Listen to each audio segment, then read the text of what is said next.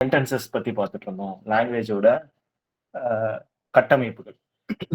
அதாவது மார்ஃபிம்ஸ், அதாவது structure and phonemes.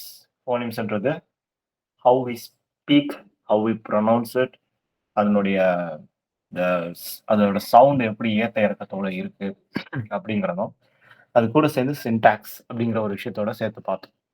இதான் 3 விஷயங்கள். கரெக்ட்டுங்களா? ஸோ நம்ம இன்னைக்கு பார்க்க போறது, அதோட யூனிட்ஸ்க்கு அடுத்து அதோட ஸ்ட்ரக்சர் ஆஃப் டீப் சென்டென்சஸ் எப்படி இருக்குது அப்படின்னு பார்ப்போம். அண்ட் அதோட கன்டினியூஷன்ஸ். Okay. So structure and deep structure அப்படின்னா, ஒரு சென்டென்சஸை ஜென்ரலா பார்த்தீங்கன்னா 2 கேட்டகரியா பிரிக்கலாம். ஓகே. ஒன்னு சர்ஃபேஸ் ஸ்ட்ரக்சர், இன்னொன்னு டீப் ஸ்ட்ரக்சர் அப்படின்னு சொல்லுவாங்க. ஸோ சர்ஃபேஸ் ஸ்ட்ரக்சர் அப்படிங்கிறது வந்து பார்த்தீங்கன்னா, அந்த சென்டென்ஸை பொதுவா எப்படி பேசுவோம்? ஜென்ரலா வந்து இல்ல படிக்கிறதுக்கோ, இல்ல பேசுறதுக்கோ எப்படி வந்து ஜஸ்ட் புரிஞ்சுக்கிறதுக்கு அப்படிங்கிற அந்த சென்டென்ஸ் வகையில நம்ம பேசுறதுன்றது சர்ஃபேஸ் ஸ்ட்ரக்சர். வேறஸ் அது வந்து பெரிய லெவல்ல கிராமர் இருக்கணும்னு அவசியம் கிடையாது. பட் புரிஞ்சிரும். நம்ம இதுதான் சொல்ல வரோம் அப்படின்னு சொல்லிட்டு. வேறஸ் டீப் ஸ்ட்ரக்சர் அப்படின்றது பார்த்தீங்கன்னா, அது உள்ள இருக்கிற ஏகப்பட்ட கிராமட்டிக்கல் அண்ட் லிங்குவிஸ்டிக் யூனிட்ஸ். அதனுடைய லெக்சிக்கல் செலக்ஷன்ஸ் என்னென்ன மாதிரியான வார்த்தைகள் நீங்க உபயோகப்படுத்த போறீங்க? அது எப்படி கோர்வையா நீங்க சேர்க்க போறீங்க? அது யூனிட்டா நம்ம எப்படி வந்து ஹேண்டில் பண்ண போறோம்? அண்ட் அதுக்குள்ள இருக்கிற ரிலேஷன்ஷிப்ஸ். இது எல்லாத்தையுமே சேர்ந்து அது எல்லாத்தையும் உணர்த்துறதுன்றது வந்து டீப் ஸ்ட்ரக்சர் அப்படின்னுவாங்க. அது எப்படி ஒரு எக்ஸாம்பிளோட சொல்லணும்னா, ரோஹித் த்ரூ அ பால் அப்படின்னா, ஒரு பால வந்துட்டு ஒரு பந்த ரோஹித்ன்றவன் எறிஞ்சான். தூக்கி விசிறினான். ஓகே. அதுவே த பால் வாஸ் த்ரோன் பை ரோஹித் அப்படிங்கிறது வந்து அதுவே வந்து தேர்ட் பெர்சன். இந்த பால்ங்கிறத வந்து ரோஹித் என்றவர் தூக்கி எறிந்தார் அப்படிங்கிற மாரி இருக்கு. 2மே ஒரே மீனிங்ல சொல்லுது. ஆனா வேற வேற மாரி ஆ என்ன சொல்றது? அதோட ரிலேஷன்ஷிப்ஸ் இருக்குது. ஒண்ணு வந்து ஃபர்ஸ்ட் பெர்சன் பெர்ஸ்பெக்டிவ் சிம்பிளா இருக்குது. ரோஹித் பந்து எறிஞ்சான். இந்த பந்தை தான் அ இந்த பந்தை ரோஹித் என்பவன் எறிந்தான். அப்படிங்கிறது வந்து அதனுடைய தேர்ட் பெர்சன்ல இருந்து வேற ஆங்கிள்ல வருது. இப்போ கிராமர் என்ன ஆக ஆரம்பிக்குது? இதுக்குள்ள இருக்கிற இன்ட்ரிகசிஸ் அதாவது அதுக்குள்ள இருக்கிற நுணுக்கங்கள வந்து எடுத்து, அதில் மூலமா இதோடைய நியூயான்சஸ் லைக் அதோட டீட்டெயில்ஸ் அதுக்குள்ள இருக்கிற விஷயங்கள் எல்லாத்தையுமே சேர்த்து கொஞ்சம் எக்ஸ்ட்ராவா அதோட டீட்டெயில்ஸோட சொல்றதுன்றது வந்து டீப் ஸ்ட்ரக்சர் அப்படிங்கிறாங்க. ஸோ சர்ஃபேஸ் ஸ்ட்ரக்சர்ன்றது மேலோட்டமா சொல்லப்படுறது. அது ஜஸ்ட் புரிஞ்சா போதுன்றது. அதோட கிராமரு, அதோட மத்த கனெக்ஷன்ஸ், அதோட ரிலேஷன்ஷிப்ஸ் எல்லாத்தையுமே சேர்த்து எக்ஸ்பிளைன் பண்றதுன்றது வந்து பார்த்தீங்கன்னா, it is about third person or else like deep structure அப்படின்றாங்க. ஓகே. இதுல நெறைய கிராமட்டிக்கல் கான்செப்ட்ஸ் வருது. அது ஒண்ணொண்ணுத்துக்குள்ளயும் பார்த்தீங்கன்னா, நம்ம கிராமர்ல யூஸ் பண்ணப்படுற பல விஷயங்கள் like synonymous, ah antonyms. Antonyms and சினானிம்ஸ்னா என்னன்னு தெரியுமா? எஸ் சார் தெரியும் சார். ஓகே. Very good. சினானிம்ஸ்னா அதோட மீனிங்கே சொல்றது, ஆண்டனிம்ஸ்னா அதோட ஆப்போசிட் சொல்றது.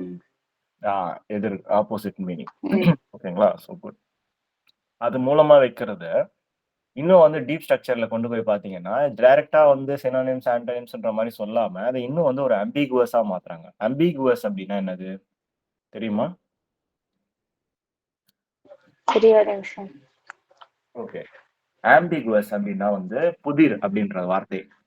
ஒரே ஒரு இது ஒரு புரியாத புதிரா இருக்குதுப்பா அப்டிங்கிற மாரி இருக்கு இல்லையா? அத இன்னும் கொஞ்சம் வந்து ஒரு மாரி காம்ப்ளக்ஸா ஆக்குது. ஓகே. அதுதான் ஆம்பிகுவஸ் அப்டிங்கிறது.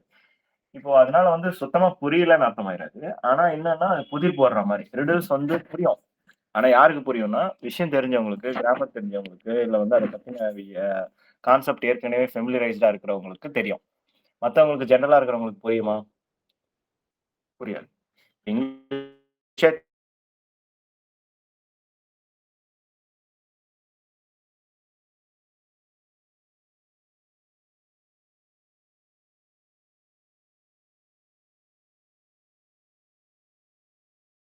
சகோதரர். ம். ஓகேங்களா? இப்போ ம். அதையே ஒரு ஆர்மிலயோ, இல்ல வேற ஏதோ ஒரு விஷயத்திலயோ, "he who stands with me shall be my brother" அப்படிங்கிறாங்கன்னு வச்சுக்கோங்களேன். இப்ப இதுக்கு என்ன அர்த்தம்? என்னங்க சார் இன்னொரு வாட்டி சொல்லுங்க. "He who stands with me shall be my brother." "He who stands with me shall be my brother." அவன் என்னுடைய சகோதரனா நிக்கிறேன்னு சொல்றாங்க. என்னுடன் துணை நிற்பவன், என்னோட வார்ல. என்னோட துணை போ நிற்பாங்க. என்னுடன் துணை ம். நிற்பவன் அனைவரும் என்னுடைய சகோதரனே அப்படின்ற மாரி. என்னுடைய ஓ. துணை நிற்பவனே என்னுடைய சகோதரன் அப்படின்றது. ஓகே. ம். இதையே ம். வந்து இஸ் மை பிரதர்ன்னு சொல்லலாம். ஆனா அதுல கான்டெக்ஸ்ட் பெருசா கிடையாது. யார ம். சொல்றாங்க, எப்படி ம். சொல்றாங்க சொல்லிட்டு. இதுல வந்து பாத்தீங்கன்னா, அதே விஷயம் தான். ஆனா கொஞ்சம் டீட்டெயிலா சொல்லும்போது உள்ள இருக்கிற அந்த நுணுக்கங்கள்லாம் தெரியுது. ஓ! ஓகே. என் ம்ஹ்ம். கஷ்ட காலத்திலயும், என்னுடைய விஷயங்கள்லயும் யார் நிக்கிறாங்க, எனக்கு துணையா யார் நிக்கிறாங்கன்றத அவங்க பொறுத்து, அவங்கள தான் நான் வந்து என்னுடைய நண்பர், இல்ல சாரி என்னுடைய சகோதரர் அப்படின்னு சொல்லுவேன். என்னோட ஃபேமிலி ம். நான் நடத்துவேன் அப்படின்ற அந்த மீனிங்ல வந்து சொல்றாரு அப்படிங்கிறது நமக்கு தெரிய வருது. புரியுதுங்களா? ம். ஸோ ம். சார். இத தான் வந்து என்னன்னு சொல்றாங்கன்னா, டீப் ஸ்ட்ரக்சர் அப்படிங்கிறது. இத வந்து ஆம்பிகுவஸா இருக்குது. இதுல வந்து ஒரு புதிர் மாரி போட்டு வச்சுருக்காங்க. இது அவ்வளோ பெரிய புதிர்லாம் கிடையாது. சிம்பிளா தான் சொல்லியிருக்கேன். பட் ஸ்டில் இது விஷயம் தெரியாதவங்களுக்கு இத கேட்கும்போது, "he who stands with me shall be my brother" அப்படிங்கிறாங்க. கேட்கும்போது அவங்களுக்கு வந்து ஒரு மாரி என்னடா சொல்றாங்க? அப்படிங்கிற மாரி இருக்குது. புரியுதுங்களா நான் என்ன சொல்றேன்னு சொல்லிட்டு? சார். ஏதாவது ஒரு எக்ஸாம்பிள் நீங்க சொல்லுங்க பாப்போம். சார். அ. ம்.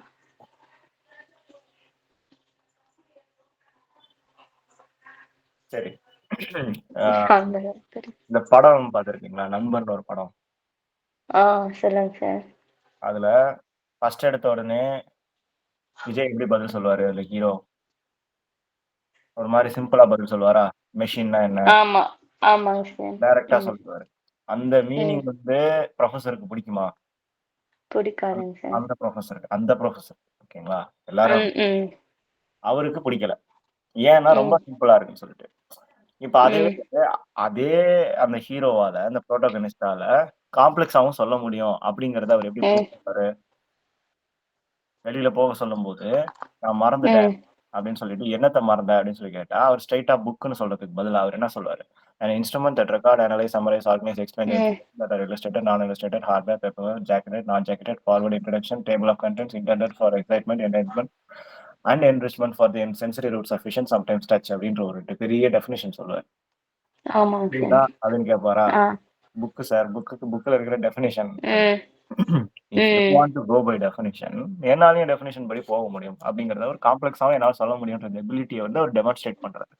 ம். அது மூலமா என்ன ஆகுதுன்னா, all that he is doing is simply என்னால காம்ப்ளக்ஸாவும் ஹேண்டில் பண்ண முடியும். ஆம்பிகுவஸா ஒரு விஷயத்தையே ரொம்ப அப்படியே ஒரு ம். மாரி குழப்பியோ, இல்ல ரொம்ப காம்ப்ளக்ஸாவோ, இல்ல ஒரு மாரி அல்ட்ரா என்ன சொல்றது? நியூயான்ஸ்டாவும் சொல்ல முடியும். இல்ல ஸ்ட்ரெய்ட் டூ த டாபிக். இதாம்மா அப்டின்னும் சொல்ல முடியும் அப்டிங்கிறாங்க. இல்ல ம். டிப்பிக்கலி லாங்குவேஜ மாஸ்டர் பண்றவங்களுக்கு இந்த எபிலிட்டி இருக்கும். ஃபார் எக்ஸாம்பிள் ஒரு கேள்விய கேட்கறாங்க கொஸ்டின் பேப்பர்ல அப்டின்னும்போது, டிஃபைன் சைக்காலஜி இல்ல டிஃபைன் சைக்கோபேத்தாலஜி அப்டின்னு கேட்கறாங்க. ஓகே. ஒரு காம்ப்ளக்ஸான கொஸ்டின் மாரி இருக்கும் கேட்கறதுக்கு. ஆனா, அதுக்கு எப்படி வேணாலும் பதில் சொல்லலாம். புக்ல இருக்கிற ஆங்கிள் படி psychopathology is the scientific study of maladaptive behaviour adequately by understanding the aetiological causes அப்படின்னு சொல்லலாம். ஓகே. அப்படின்னா, ஓகே இதோடைய ரூட் காஸ் என்னன்னு தெரிஞ்சு வச்சுக்கிட்டு, இல்லாட்டி அத ரொம்ப சிம்பிளா சொல்லணும் அப்படின்னா, சைக்கோபேத்தாலஜினா a disorder or disease when it comes to psychological problems is understood by that behavior, abnormal behavior. இதுவும் சொல்லலாம். இப்ப இது ஈஸியா இருந்துச்சா? இல்ல ஃபர்ஸ்ட் சொன்னது ஈஸியா இருந்துச்சா? செகண்ட்ல சொன்னதுதாங்க சார் ஈஸியா இருக்கு. ஏன்? கொஞ்சம் ஈஸியா புரியுது. ம். இப்போ அது கொஞ்சம் காம்ப்ளக்ஸா இருக்க மாரி இருக்காங்க சார். கரெக்ட். இப்ப இது 2த்துமே தப்புலாம் கிடையாது. 2மே கரெக்ட் தான். ஆனா, ம். புக்ல இருக்கும்போது டிபிக்கலி எப்படி குடுத்திருப்பாங்கன்னா, அதனுடைய நியூயான்ஸஸ், டீட்டெயில்ஸ், ஸ்கீமாஸ் அண்ட் அது எப்படி டிரான்ஸ்ஃபார்ம் ஆகுது, அதோட ரூல்ஸ் எல்லாமே சேர்ந்து குடுத்திருக்காங்க. வேறஸ் நம்ம வந்து அத புரிஞ்சுக்கும்போது சொல்லுங்க சாரி. ஏதோ சொல்ல வந்தீங்க. இல்லைங்க. அதே நம்ம அத புரிஞ்சுக்கும்போதோ, இல்ல நம்ம அத அண்டர்ஸ்டாண்ட் பண்ணும்போது, we understand it in a different way. How அப்படின்னு பார்த்தீங்கன்னா, நம்ம வந்து ஒரு சிம்ப்ளிஸ்டிக் ப்ராசஸ்ல ஃபர்ஸ்ட் அண்டர்ஸ்டாண்ட் பண்ணிட்டு, அந்த இன்ஃபர்மேஷன், அந்த லிங்குவிஸ்டிக் மெசேஜ் என்ன சொல்ல வருது அப்படிங்கிறத புரிஞ்சுப்போம். காம்ப்ரிஹெண்ட் பண்ணிருவோம். ஓகே. அது அப்புறம் ரிமெம்பர் பண்ணிப்போம். அத ரிமெம்பர் பண்ணிக்கிட்டு, போக சிமான்டிக்னா அதனுடைய அர்த்தங்கள். அது அதோட லாஜிக். அத புரிய நம்மளால என்ன பண்ண முடியும்? காம்ப்ளக்ஸ் ஆக்கிட்டே போக முடியும். அதுக்கப்புறமா யாராச்சும் ஒருத்தர் அதே மாரி ஒரு கேள்விய கேட்கறாங்க. வாட் இஸ் சைக்காலஜின்லாம் கேட்கறாங்க அப்டின்னா, நம்மளால சொல்ல முடியும். எவ்வளோ காம்ப்ளக்ஸா வேணாலும் எக்ஸ்ப்ளைன் பண்ண முடியும். ஆனா, நமக்கு அது சிம்பிளாவும் புரியும். அதனால நமக்கு காம்ப்ளக்ஸா பார்க்கறது ஈஸியா இருக்கும். ஆனா அது என்னன்னே தெரியாதப்போ அத வந்து அந்த புக்ல பார்க்கும்போதோ, இல்ல அந்த டெஃபினிஷன் பார்க்கும்போது எப்படி இருக்கும்? ஃபர்ஸ்ட் அந்த கான்செப்ட்டோ இல்ல அத சிம்ப்ளிஃபைடா நமக்கு புரியாதப்போ, அந்த டெஃபினிஷன் பார்க்கிறப்போ நமக்கு எப்படி ஃபீல் ஆகும்? ம். அண்டர்ஸ்டாண்டே பண்ணிக்க முடியாதுங்க சார் நம்மளால. எக்ஸாக்ட்லி. ஸோ இதுதான் என்னன்னு சொல்றாங்கன்னா, அதோட அண்டர்லையிங் ஸ்ட்ரக்சர புரிஞ்சுக்கிறதுக்கு ஒரு ஸ்கீமா வேணும். ஸ்கீமானா ஒரு ஒரு ஒரு ஸ்ட்ரக்சர் மாரி, ஒரு ஒரு அண்டர்ஸ்டாண்டிங் பேட்டர்ன் மாரி வேணும். ஓகே. அது கிடைச்சிட்டதுக்கு அப்புறமா, அதோட சேர்த்து ஃபுட் நோட்ஸ்னா அ இதர இணைப்புகள். லைக் இது சம்மந்தப்பட்ட மத்த விஷயங்கள்லாம் எங்கெங்கிருந்து வருது. இது பாருப்பா, சைக்கோபேத்தாலஜி அப்டின்னா, சைக்கோன்றது சைக்காலஜி அப்படிங்கிற வார்த்தைய சுருக்கியிருக்காங்க. பேத்தாலஜி அப்டின்னா, ஒரு டிசீஸோடைய ஆரம்பம். எங்கருந்து ஸ்டார்ட் ஆச்சு? எப்படி ஸ்டார்ட் ஆச்சு? எதனால ஸ்டார்ட் ஆச்சு? அது எப்படி வளர்ந்துச்சு? இன்னைக்கு என்ன நிலையில இருக்கு? இத பத்தி தெரிஞ்சுக்கிறதுக்கு பேரு பேத்தாலஜி. நீ பிளட் ஒர்க் எடுத்து செக் பண்ணி பார்த்து உன் கொலஸ்ட்ரால் இவ்ளோ, ஹீமோகுளோபின் இவ்ளோன்னு தெரிஞ்சுக்கிறேன்னா, அதுக்கு பேரு பேத்தாலஜிப்பா. அதுல இந்த பிரச்சனை இருக்கு. அதுல இவ்ளோ இது இஷ்யூஸ் இருக்கு அப்டின்னா, அது பேரு இதுப்பா அப்டின்னு சொல்றாங்க இல்லையா? இந்த கான்செப்ட்ஸ் எல்லாம் புரிஞ்சுக்கிறதுக்கு என்ன பண்றாங்கன்னா, பேத்தாலஜி ஸ்டடி நடக்குது. அப்போ சைக்கோபேத்தாலஜி அப்டின்னு சொன்னா, இதுதான் மீனிங் அப்டிங்கிறாங்க. இப்படி சொன்னா புரியுது. ஓ! ஓகே. இந்த இந்த சப்ஜெக்ட்டே இத பத்தி தான் படிக்க போது போல இருக்கு. அப்படின்னு சொல்லிட்டு. அப்ப இதுல தான் நம்ம வந்து டிசீஸோ, டிஸார்டர பத்தியோ, சிண்ட்ரோம் பத்தியோலாம் நம்ம படிக்க போறோம். இதுக்கு தான் வித்தியாசமே நமக்கு தெரிய போகுது. இந்தந்த வார்த்தைகளுக்கு டிசீஸ்னா என்ன? டிசபிலிட்டினா என்ன? டிஸார்டர்னா என்ன? சிண்ட்ரோம்னா என்ன? இல்ல இந்த மாரியான வார்த்தைகளுக்கெல்லாம் என்னென்ன வித்தியாசங்கள் இருக்கு? அப்படின்றது எதுக்காக ஒண்ணொண்ணு தனித்தனியா பேர் குடுத்துருக்காங்கன்ற மீனிங் எல்லாம் நமக்கு அப்பதான் தெரிய வரும். இத தான் நம்ம படிக்க போறோம் அப்படிங்கிறது நமக்கு தெரிய ஆரம்பிக்கும். ஸோ, இதுதான் வந்து அந்த லிங்குவிஸ்டிக் மெசேஜ். அது என்ன சொல்ல வருது? அதோடைய மைய கருத்து என்னன்னு தெரிஞ்சுட்டதுக்கு அப்புறமா it will all become very easy. Understood? Yes sir. Okay. Good. சரி. இப்ப ப்ராசஸ் ஆஃப் லாங்குவேஜ். இது எப்படியெல்லாம் ப்ராசஸா இருக்குது அப்படின்னு பார்த்தீங்கன்னா, இட் கம்ஸ் இன் 3 ஸ்டேஜஸ். லாங்குவேஜோட ப்ராசஸிங். நம்ம எப்படி ப்ராசஸிங்னா புரிதல். இல்ல வந்து அத எப்படி நம்ம ப்ராசஸ் பண்றோம்? எப்படி நம்ம வந்து அத காம்ப்ரிஹெண்ட் பண்றோம்? எப்படி அண்டர்ஸ்டாண்ட் பண்றோம்? அப்படிங்கிறது. First one is production of language. Second is speech perception and comprehension. Third one is language development. இப்ப இது லைக் என்ன சொல்றது? இது வந்து கேட்கறதுக்கே கொஞ்சம் ஈஸியா தான் இருக்குது. Speech perception. அதுல வந்து லாங்குவேஜ் டெவலப்மென்ட்.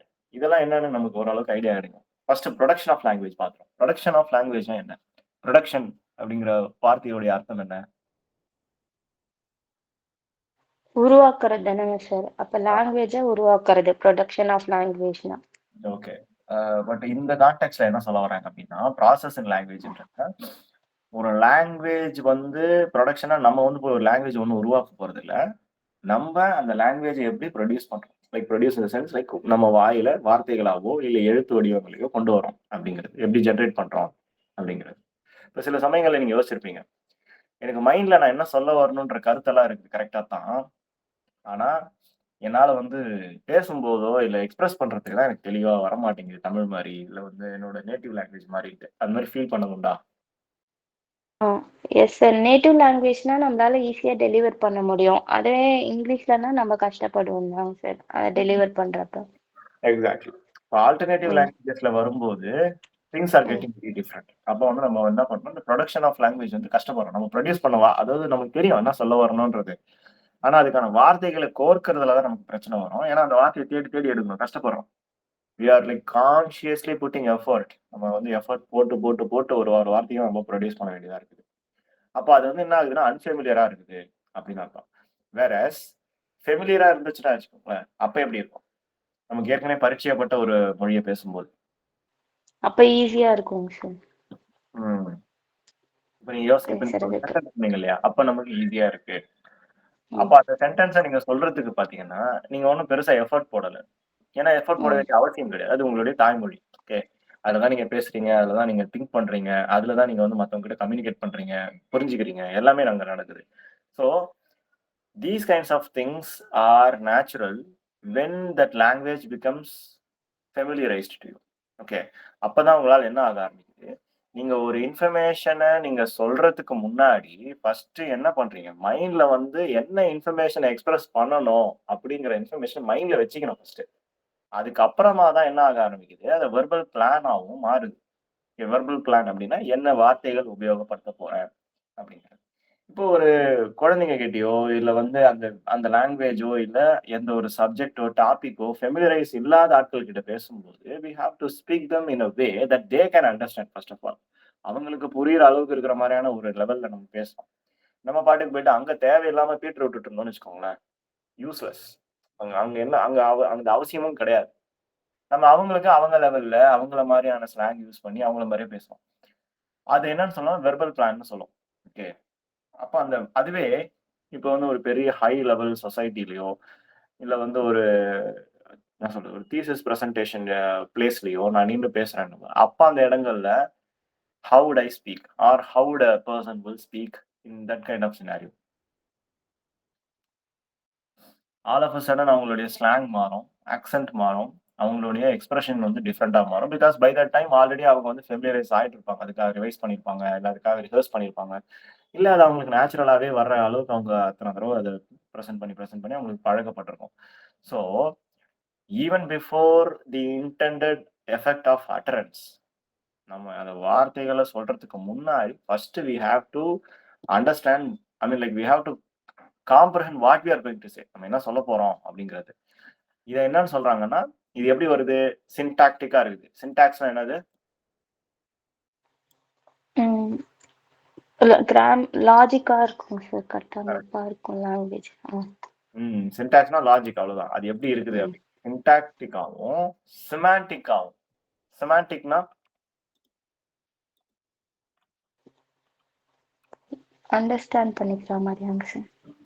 சிமான்டிக்னா அதனுடைய அர்த்தங்கள். ஓகே. அர்த்தங்கள். அதனுடைய ம். லாஜிக்கும் புரியணும். அந்த லாஜிக் பின்னாடி இருக்கிற அர்த்தங்களும் நமக்கு புரியணும். ம். ஓகே. இந்த semantic and syntactic and pragmatic. பிராக்மேட்டிக்னா என்னது? கேள்விப்பட்டதுண்டா அந்த வார்த்தைய? இல்லைங்க சார். பிராக்மேட்டிக் அப்படின்னா நடைமுறை சாத்தியத்துக்கு அப்படிங்கிறதோ, இல்ல பிராக்டிகலா அப்படிங்கிற ஒரு வார்த்தை இருக்கு இல்லையா? கேள்விப்பட்டிருக்கீங்களா? ஆ.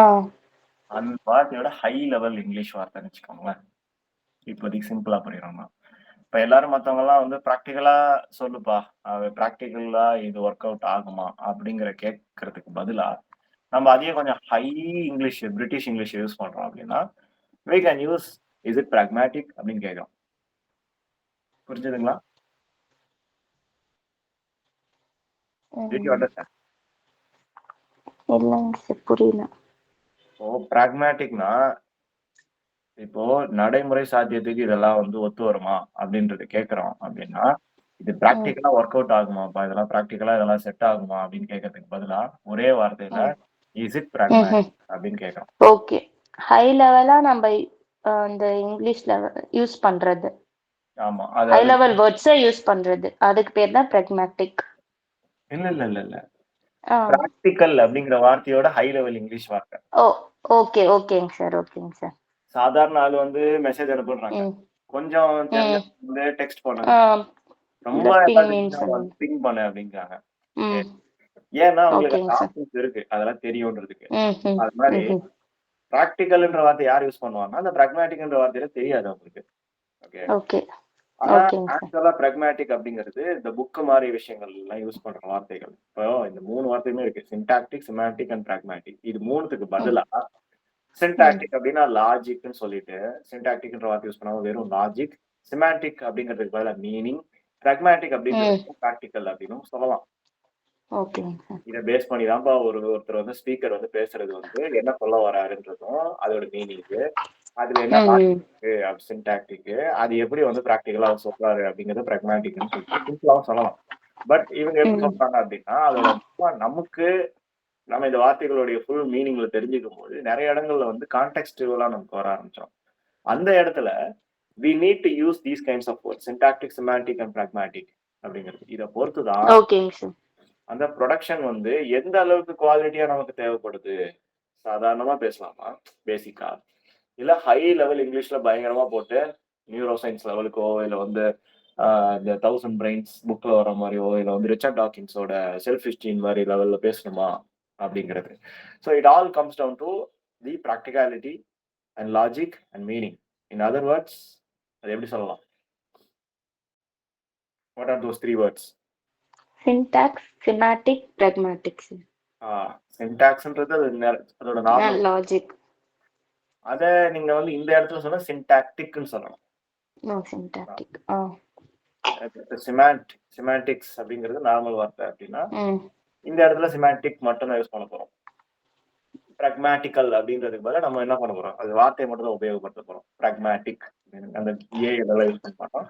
சின்டாக்ஸ் அப்படிங்கறத வந்து இந்த இடத்துல யூஸ் பண்ணும்போது சின்டாக்டிக்ன்றோம். அவ்வளவுதான். பட் நீங்க ஓகேங்க சின்டாக்டிக் சார். கூட யூஸ் பண்ணலாம், ஒன்றும் தப்பு இல்ல. ஜஸ்ட் தெரிஞ்சுக்கிறது. இப்போ ஒரு சாப்பிட்றான், சாப்பிட்டான் அப்படின்றதுக்கும் சின்ன வித்தியாசம் தான். இந்த லாஸ்ட் வார்த்தை மட்டும் தான் மாறுது. அது வந்து அதோட மீனிங்க வந்து கொஞ்சமா மாத்துது. அகைன் இது எல்லாமே சாப்பாடு சம்பந்தப்பட்ட விஷயங்கள் தான். நான் சாப்பாடு, சாப்பிட்டான், சாப்பிடுறான், சாப்பிட்டுட்டு இருக்கான். இது எல்லாமே சின்ன லாஸ்ட் வார்த்தைகள வச்சு மட்டும் மாத்தி அது மாரி சின்டாக்ஸ் அப்படிங்கிறது பொதுவா அதோட பேரு. சின்டாக்டிக் அப்படின்னா, அது லாஜிக்கலா, லாஜிக் அப்படிங்கிறதுக்கும், லாஜிக்கல் அப்படிங்கிறதுக்கும் இருக்கிற வித்தியாசம் அவ்வளவுதான். புரிஞ்சுதுங்களா? ஓகேங்க சார். புரிஞ்சுது. இப்போ இதோட சேர்ந்து சில கைட்லைன்ஸ்லாம் இருக்கு. என்னென்ன அப்படின்னா, quantity, quality, relation, manner 4. So குவான்டிட்டினா எவ்வளவு வார்த்தைகள் நம்ம பயன்படுத்துறோம். குவாலிட்டி அப்படிங்கிறது வந்து எந்த விதமான எக்ஸாஜரேஷன் உயர்வா அப்படி ரொம்ப ஓவரா எக்ஸாஜரேட் பண்ணி சொல்லாம இருக்கிறத இருக்கிற மாதிரி கரெக்டா தெளிவா ப்ரிசைஸா சொல்றது. ரிலேஷன் அப்படிங்கிறது அதுக்குள்ள இருக்கிற சம்பந்தமா பேசணும். ஒரு டாபிக் இருக்கு, அதுக்கு சம்மந்தமே இல்லாத ஏதாவது ஒண்ணு பேசிட்டு பாரு எனக்கும் தெரியும் அப்படின்னு சம்மந்தம் இல்லாம வந்து கதை விட்டாம ஆக்சுவலி கேட்ட கேள்விக்கு தெளிவான பதில் இதான் அப்படின்றது ரிலேஷனலா சம்பந்தமோட ஒரு செயின் ஆஃப் தாட்ஸ் இருக்கணும். சம்பந்தம் எல்லாம் அப்படியே பேசிக்கிட்டு எங்கேயோ எங்கேயோ போகக்கூடாது. ரிலேஷன் அப்படிங்கிறதும் மேனர். மேனருங்கிறது வந்து நம்ம நல்ல விஷயம் தெரிஞ்சவங்க கிட்ட பேசும்போது நல்லா ஹை லெவலா பேசலாம். அவங்க கிட்ட okay right you are so modest அப்படின்னு சொல்லலாம். அதே விஷயம் தெரியாத ஆளுகிட்ட மாடஸ்ட்ன்ற வார்த்தைக்கு அர்த்தம் தெரியல அப்படின்னா அவங்க கிட்ட நம்ம என்ன மாதிரி பேசலாம்? You are so humble, you are so ground to earth, you are so approachable அப்படின்ற மாதிரி வார்த்தைகளை மாத்துறோம். இப்ப இது எல்லாத்துக்குமே என்ன அர்த்தம் வருது? யூ ஆர் சோ ஹம்பிள்னா என்னது? ரொம்ப கைண்டா ஹம்பிளா இருக்காங்கன்னு அர்த்தம். புரியல. என்ன ரொம்ப பணிவா இருக்காங்க அப்படின்னு. அடக்கமா, அமைதியா, ம் அவங்கள ஈஸியா ம் அப்ரோச் பண்ற மாதிரி இருக்கிறது மேனரிசம்ல. ம் அவங்களுக்கு நம்ம அந்த மாதிரி ரொம்ப லிமிட்டடா இப்ப இது வந்து யார்கிட்ட பேசலாம்னா, ஓகே அதே விஷயத்த அவங்களுக்கு இங்கிலீஷ்லாம் தெரியல, ஓரளவுக்கு தான் தெரியுது அப்படின்றவங்களுக்கு வந்து ரொம்ப ஹம்பிளா இருக்கீங்க அப்படின்லாம். அதே நீங்க வந்து ஒரு நல்ல ஒரு விஷயம் தெரிஞ்ச ஒரு ஆள்கிட்ட பேசுவோம், யூ ஆர் பீங் மாடஸ்ட் அப்படின்லாம். Okay, so the manner of which we use especially when we are talking to some person is called mannerism. So quantity, quality, relation and manner. இந்த 4 கான்செப்ட்ஸ் நம்ம எடுத்து நம்ம வந்து அப்ளை பண்றோம் அப்படிங்கிறாங்க. Okay, இதுதான் வந்து ப்ரொடக்ஷன் லெவல்ல. இதுக்கு அடுத்து பெர்செப்ஷன் அண்ட் காம்ப்ரிஹென்ஷன். பெர்செப்ஷன் இந்த வார்த்தை நீங்க ஏற்கனவே எங்க கேள்விப்பட்டிருக்கீங்க? சார் காக்னிஷன்ல கேள்விப்பட்டிருக்கோங்க சார். கரெக்ட். பெர்செப்ஷன்னா அப்ப என்ன? ம் அதான் பாக்குறதுங்க சார். நம்ம என்ன பாக்குறோம் அப்படின்றதுங்க சார். கரெக்ட். நம்மளுடைய பார்வை. ம் ம் பார்க்கிறதுன்றதுக்கும் பார்வைக்கும் என்ன வித்தியாசம் தமிழ்ல?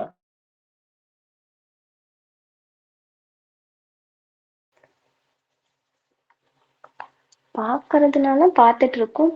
பார்வைனா ஒரு பார்வை திறன் இருக்கு அப்படின்ற மாதிரி இருக்குங்க சார். பார்க்க முடியறவங்களுக்கு தான் பார்வை கெப்பாசிட்டி இருக்குன்னு சொல்லுவோம். பார்க்கறதுன்னா நம்ம கண்ணுல எல்லாம் பார்க்கறதா இருக்கும் சார். இப்ப கண் பார்வை இருக்குன்னு சொல்றாங்கல்ல சார். அப்பனா அவங்களுக்கு தெரியல, ஒரே மீனிங் தான் இருக்கும்னு நினைக்கிறேன் சார். ஒரே மீனிங் இது. தனித்தனி வார்த்தை ம், இருக்கு. ம். பார்வைக்கும் தனித்து பார்வைக்கும் வித்தியாசம். இப்ப இங்கிலீஷ்ல ஆ, விஷனுக்கும் சீக்கும் என்ன வித்தியாசம்? விஷன்னா என்ன? சீனா என்ன? ஆ, ஆ. ம். சீனா பார்க்கறது, விஷன்னாலும் பார்வை தானே சார். விஷன்னா பார்வை, சீனா ம், பார்க்கிறது. இப்ப ம், சொல்லுங்க அதுக்கு என்ன மீனிங் வருதுன்ட்டு. பார்வை இருந்தாதான் பார்க்க முடியும். பார்வைன்றது ம், விஷயம், பார்க்கிறதுன்றது ம், செயல். நவுன் வேற, verb. ம். புரியுதுங்களா? ஓ, ஓகேங்க சார். அதனாலதான் தனித்தனியா வார்த்தைகள் வகுக்கப்பட்டிருக்கு. ஓகே. ம், சோ ம். பர்செப்ஷன் அப்படின்னா பார்க்கிறது இல்ல, பார்வை. பார்வை. ஓகேங்க நம்மளுடைய சார். பார்வை, கண்ணோட்டம் அப்படின்னு அதனாலதான் அந்த வார்த்தையை பயன்படுத்தும். ம். Perception okay. அண்ட் அண்டர்ஸ்டாண்டிங் தான். அதுக்கு நீங்க பார்க்கணும், புரிஞ்சுக்கணும், ம், அது எல்லாமே வந்துரும். பட் பெர்செப்ஷன் அப்படிங்கிறது பார்வை. அது பேர்லயே இருக்குது பாருங்க. பெர்செப்ஷன் அந்த ம், பிஆர் அதுலயே நீங்க ஞாபகம் வச்சுக்கணும் பார்வை. ம், ம். So speech perception and comprehension அப்படிங்கிறது இப்போ நம்ம பேசுனது நம்ம ப்ரொடக்ஷன் எப்படி பண்றோம்ன்றது பார்த்தாச்சு. இப்போ ஸ்பீச் பர்செப்ஷன் நம்ம எப்படி புரிஞ்சுக்கிறோம் அண்ட் காம்ப்ரஹென்ஷன் இது ரொம்ப இம்பார்ட்டன்டானது. இன்கேஸ் நீங்க வந்து கிளைண்ட் எல்லாம் ஹேண்டில் பண்ண போறீங்க அப்படின்னா நீங்க வந்து ஒருத்தருக்கு புரிஞ்சுக்க முடியல காம்ப்ரஹென்ஷன் பண்ண முடியலன்னா அவங்களுடைய காக்னிஷனே அடி வாங்கியிருக்குன்னு அர்த்தம். அவங்களுக்கு நீங்க ட்ரீட்மெண்ட்டே வேற மாதிரி கொடுக்கணும். அதுவே நீங்க இது மாதிரி அதாவது அவங்களுக்கு பர்செப்ஷன் காம்ப்ரஹென்ஷன் நல்லா இருக்கு ஆனா அவங்க செய்ய மாட்டேங்கிறாங்க அப்படின்னா வேற ஏதோ காரணம் இருக்கு. ட்ராமா இருக்க வாய்ப்பு இருக்கு. இல்ல சோம்பேறியா இருக்கிறதுக்கு வாய்ப்பு இருக்கு. இல்ல வேற ஏதாவது ரீசன்ஸ் இருக்கும். சோம்பேறியா இருந்தாலுமே அதுக்கு ஏதோ ஒரு காரணம் இருக்கும். ஓகே. ஸோ இந்த மாதிரியான ரீசன்ஸ் இருக்கு. இது இல்லாம மென்டலா அவங்களுக்கு வந்து ஏதாச்சும் டேமேஜ் ஆயிருந்தது அப்படின்னா அடிபட்டுருச்சு. டிபிஐ ட்ராமேட்டிக் பிரெயின் இன்ஜுரி பிரெயின்ல யாரும் அடிச்சுட்டாங்க இது பண்ணிட்டாங்க அந்த மாதிரி எதனாச்சும் இருந்துச்சு அப்படின்னா then there is a probability that அவங்களுக்கு இந்த மாதிரியான இஷ்யூஸ் ஏதோ ஆஹ், அதாவது அவங்க பர்சீவ் பண்றதையும் அவங்க புரிஞ்சுக்கிறதையும் அவங்களால வந்து திரும்பி ரெசிப்ரோகேட் அஃபேசியா அப்படின்னு சொல்லுவாங்க. அஃபேசியாலே அவங்களுக்கு இஷ்யூஸ் இருக்கு அப்படின்னு சொல்லி. ஸோ இதுதான் வந்து புரிஞ்சுக்கிறதுக்கும் காம்ப்ரஹென்ஷனுக்கும் பண்றதுன்றது ரொம்ப இம்பார்ட்டன்டான ஒரு கேரக்டரிஸ்டிக்ஸா ஃபண்டமெண்டல்ஸா சொல்றாங்க. அதுல பிரச்சனை இருக்கிறதுன்றது ரொம்ப பெரிய இஷ்யூவா மாறிடும். ஸோ ஃபர்ஸ்ட் நம்ம அண்டர்ஸ்டாண்ட் பண்ணணும்னா ஹியூமன் கம்யூனிகேஷன்ல நமக்கு பெர்செப்ஷன் அண்ட் அண்டர்ஸ்டாண்டிங் இருக்கணும். ஓகே. அதை எப்படி சொல்றாங்க அப்படின்னு பாத்தீங்கன்னா நம்மளால வந்து ஒரு செகண்டுக்கு நம்ம பேசிட்டு இருக்க ஒரே ஒரு பர்டிகுலர் செகண்டுக்கு 50 ஃபோனிம்ஸால நம்மளால வந்து அண்டர்ஸ்டாண்ட் பண்ண முடியும். புரியுதுங்களா நான் என்ன சொல்லிட்டு? ஃபோனிம்ஸ்னா என்ன? நேத்தி பார்த்தோமே. உச்சரிக்கிற ப்ரொனன்சியேஷன் தானங்க சார். கரெக்ட். மார்ஃபிம்ஸ்னா ஷேப்ஸ் அந்த சரி உருவாகும். அது என்ன இருக்கு? ஒரு நொடிக்கு நம்மளால எத்தனை ஃபோனிம்ஸை புரிஞ்சுக்க முடியுது பர்சீவ் பண்ண முடியுது? 50 1 மினிட்டுக்குங்களா சார் இல்ல 1 செகண்ட்? நம்மளால வந்து ஒரே ஒரு செகண்டுக்கு ஒரு செகண்டுக்கு 15 ஃபோனின்ஸை வந்து அண்டர்ஸ்டாண்ட் பண்ணிக்க முடியுங்களா? 15 இல்ல 50 50 15 ஓகேங்க சார். ஓகேங்களா? இப்ப நான் வந்து ஓகேங்க. ஒரு செகண்டுக்குள்ள சூப்பர் காலிஃபிராஜிலிஸ்டிக் எக்ஸ்பெடிஷியஸ்ன்ற ஒரு வார்த்தையை சொல்லி முடிச்சிட்டேன் அப்படின்னா இது உங்களுக்கு அர்த்தம் தெரியுதா இல்லையான்றது ரெண்டாவது பட்சம். ஆனா நான் என்ன சொன்னன்றது உங்களுக்கு வந்துட்டு அதை உள்ள வாங்கியிருப்பீங்க. அது ஏன் மீனிங் தெரியாதனால மேபி திரும்பி ரெசிப்ரோகேட் பண்ண முடியாம இருக்கலாம். But our mind is capable of handling or perceiving 50 phonemes per second in language especially நீங்க ஃப்ளூயண்டா இருக்கிற லாங்குவேஜ்ல. இப்போ இங்கிலீஷ்ல மேபி அது வந்து நீங்க எந்த அளவுக்கு ஃப்ளூயன்சின்றதை பொறுத்த வரைக்கும். ஓகே. நீங்க எலிமெண்டரி லெவல் ஃப்ளூயன்சில இருந்தீங்கன்னா ஆப்வியஸ்லி ஒரு understanding thereby is also going to get affected. Whereas if you are at a professional level ஃப்ளூயன்சிலையோ இல்ல வந்து நேட்டிவ் ஃப்ளூயன்சில இருந்தீங்கன்னா உங்களுடைய தாய்மொழியோட லெவல்ல டக்குன்னு பிடிச்சிருவீங்க 50 வரைக்கும். ஓகே. ஸோ இதெல்லாம் வந்து ஃபோல்கே அண்ட் ஸ்டிச் அப்படின்ற ஒரு சயின்டிஸ்டுங்கெல்லாம் உட்காந்து பயங்கரமா ரிசர்ச் எல்லாம் பண்ணி கண்டுபிடிச்சாங்களாம். அப்போ நம்மளால கிட்டத்தட்ட இந்த அளவுக்கு நம்மளால அண்டர்ஸ்டாண்ட் பண்ண முடியுது. ஆனா அதே சமயத்துல அதை எப்படி பர்சீவ் பண்றோம் அதை வந்து நம்ம திரும்பி வந்து நம்ம என்ன சொல்றது நான் ஸ்பீச் சவுண்டை வந்து நம்ம எப்படி வந்து திரும்பி எல்லாம் வந்து ரெசிப்ரோகேட் பண்றோம்ன்றது பாத்தீங்கன்னா அதுல 3/4 போயிருந்தோம். 2/3 வந்து எப்படி ஆயிடுதுன்னா யூஸ்லெஸ் ஆயிடுது. ஒன்லி 1/3 அப்படிங்கிற விஷயத்தை தான் நம்ம வந்து என்ன பண்ண ஆரம்பிக்கிறோம். We are actually intaking it. So என்ன சொல்றாங்க அப்படின்னா நம்மளால வந்து அதை புரிஞ்சுக்க முடியுது. ஐ மீன் புரிஞ்சுக்க முடிச்சு அதை வந்து பர்சீவ் பண்ணிடுறோம். ஆனா அந்த பர்சீவ் பண்ண விஷயங்கள்ல வந்து எவ்வளவு வந்து தேவையானது தேவையில்லாதது இல்ல நான் ஸ்பீச் சவுண்டுனா வந்து இப்ப நம்ம ஒரு ஸ்பீச் பேசுறோம் அப்படின்னா அதுல வந்து ஒரு கட்டமைப்புகள்ல இந்த ஏதோ ஒரு இந்த ஏஇ ஐஓயு இந்த மாதிரியான வார்த்தைகள் வவல்ஸ் அண்ட் கான்சனன்ட்ஸோட காம்பினேஷன்ஸ்ல தான் எல்லா வார்த்தைகளுமே இருக்கு. கரெக்டுங்களா? இப்ப தமிழ்ல நீங்க எது எடுத்துக்கிட்டீங்கனாலும் அதோடைய ஃபண்டமெண்டலா இருக்கிற அந்த காங்கா சானா அதோட காம்பினேஷன்ல தானே வருது. இது தாண்டி வேறதா இருக்கா? தமிழ்ல அந்த வார்த்தைகளே இல்லாத ஒரு விஷயத்துல நம்ம ஒரு தமிழ் வார்த்தையை பயன்படுத்த முடியுமா? முடியாதுங்க சார். ஏன் முடியாது?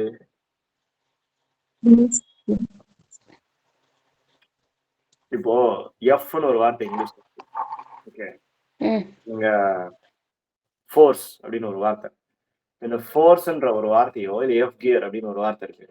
இந்த வார்த்தையை நீங்க தமிழ்ல எப்படி எழுதுவீங்க இல்ல எப்படி உச்சரிப்பீங்க?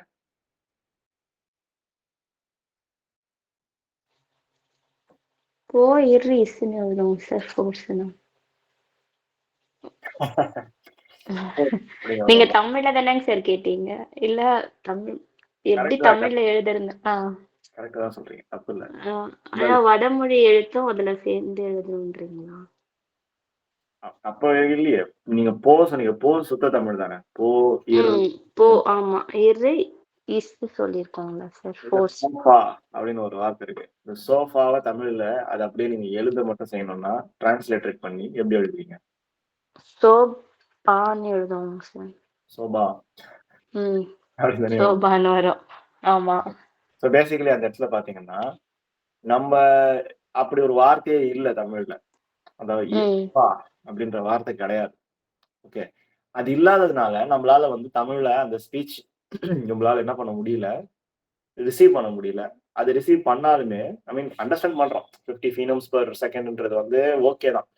ஆனா அதுல முக்கால் வாசிக்கு மேல என்ன ஆயிடுதுன்னா, அதுல அந்த நான் ஸ்பீச் சவுண்ட் இருக்குல்ல, இந்த ஸ்பீச்ல இல்லாத ஒரு சவுண்டோ இல்ல வேற ஏதாச்சும் ஒண்ணு வர்றத வந்து நம்ம என்ன பண்ணிடுறோம்னா, டக்குன்னு எடுத்துக்கிட்டு கொஞ்சம் தான் வந்து நம்ம ரீடெயின் பண்றோம் அப்படிங்கிறாங்க. எஸ்பெஷலி ஃபாரின் லாங்குவேஜஸ் இதனால தான் நமக்கு என்ன ஆகுதுன்னா கஷ்டமா இருக்கு அப்படிங்கிறாங்க. இப்ப ஃபாரின் லாங்குவேஜஸ் பேச பேச மத்த லாங்குவேஜஸ்ல சொல்ல சொல்ல அவங்களுக்கு என்ன ஆக ஆரம்பிக்குது, இந்த வேர்ட்ஸ் அதெல்லாம் நமக்கு பரிச்சயப்பட்டது கிடையாது. நமக்கு அது ஃபெமிலியரா தெரியவே தெரியாது. அப்ப ஃபெமிலியரா தெரியாத ஒரு கான்செப்ட்ட நம்ம எப்படி வந்து அண்டர்ஸ்டாண்ட் பண்ணி எப்படி நம்ம புரிஞ்சுப்போம்? We don't know what that is right. நமக்கு அது தெரியவே தெரியாது. அந்த வார்த்தைக்கு நமக்கு கேள்விப்பட்டிருக்க மாட்டோம். அது எப்படின்றதெல்லாம் நமக்கு சுத்தமா நமக்கு நாலேட்ஜே இருக்காது. அந்த டைம்ல தான் நமக்கு என்ன ஆகுதுன்னா, அந்த ஃபோனீம்ஸ் வந்து ப்ராப்ளமேட்டிக்கா ஆக ஆரம்பிக்குது அப்படிங்கிறாங்க. Did you understand? புரிஞ்சதுங்களா நான் என்ன எஸ் சொல்றேன்? சார். Yes sir. இது எதுக்காகன்னா, பெர்செப்ஷன் அப்படிங்கிறதுலயும், அண்டர்ஸ்டாண்டிங்லயும் நமக்கு ஏன் வந்து சிக்கல் வருது? ஏன் நம்மளால வந்து அத புரிஞ்சுக்க முடியறது கஷ்டப்படுறோம்? அப்படிங்கிறது தெரிஞ்சுக்கிறதுக்காக இது சொல்றாரு சயின்டிஸ்ட். இது யார் யாரெல்லாம்னா, அந்த இவங்க கிளார்க்கே அண்ட் கிளார்க்கேன்னு சொல்லிட்டு அவங்க, அப்புறம் சில பெரிய சயின்டிஸ்ட்டுங்கலாம் இருக்காங்க. அவங்கலாம் வந்து இத பண்ணாங்க. இப்ப நம்ம திடீர்னு வந்து சைனீஸ் லாங்குவேஜ்ல ஜின் குவே டி அப்படின்றாங்க. ஏன்னா, நமக்கு அது என்னன்னே தெரியல அப்படின்னும்போது, திரும்பி அத ரெசிப்ரோகேட் பண்ணும்போது கூட, நம்மளால அது எக்ஸாக்ட்டா அது உள்ள இருக்கிற அவங்க ப்ரொனன்சியேஷன நம்ம பண்ண மாட்டோம். அத நம்ம எப்படி புரிஞ்சுக்கிட்டோமோ, அதுக்கேத்த மாரி நம்ம என்ன பண்ணுவோம்? அத ரிப்ளை பண்ணுவோம். இப்ப நான் என்ன சொன்னேன்னு சொல்லுங்க பாப்போம். சைனீஸ்ல அந்த ஒரு வார்த்தைய சொன்னேன் இல்லையா?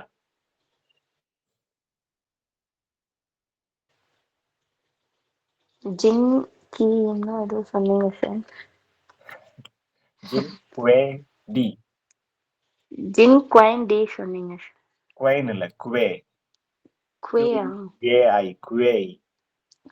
கியூஏ. Q இல்ல. கு. ஆஹா. கூவா? குவே. ஓகேங்களா? ம் ம் சோ அதோட மீனிங் வந்து க்ளோஸ், ஃபாஸ்ட், லோ அப்படின்னு சொல்லுவாங்க. வெயிட் லிஃப்டிங் மாரி ட்ரை பண்றது, அந்த மாதிரியான டெக்னிக்க வந்து மாஸ்டர் பண்ணணும்னா, இது இந்த கான்செப்ட்ஸ யூஸ் பண்ணணும் அப்படின்னு சொல்லிட்டு. இப்ப இது நமக்கு நம்ம அண்டர்ஸ்டாண்ட் பண்றதுக்கு ஃபெமிலியரா இருந்தாலுமே கூட, நம்மளால வந்து அதுல 2/3 தான் நமக்கு என்ன ஆகுது? ஒமிட் ஆயிட்டு மிச்சத தான் நமக்கு வந்து அது புரியவே செய்ய ஆரம்பிக்குது. Because foreign language. It is something which we have not heard properly or we have never heard it at all. அத நம்ம கேள்வியே படல. அப்ப அவங்க பாட்டுக்கு அதுல பேசிக்கிட்டே போறாங்க. டபுள் லபு லபு லபு லபுன்னு சொல்லிட்டு கேண்டனீஸ் சைனீஸ்லயோ, இல்ல வந்து மேண்டரின் சைனீஸ்லயோ சொல்லி பேசிட்டு போறாங்க. ஓகே.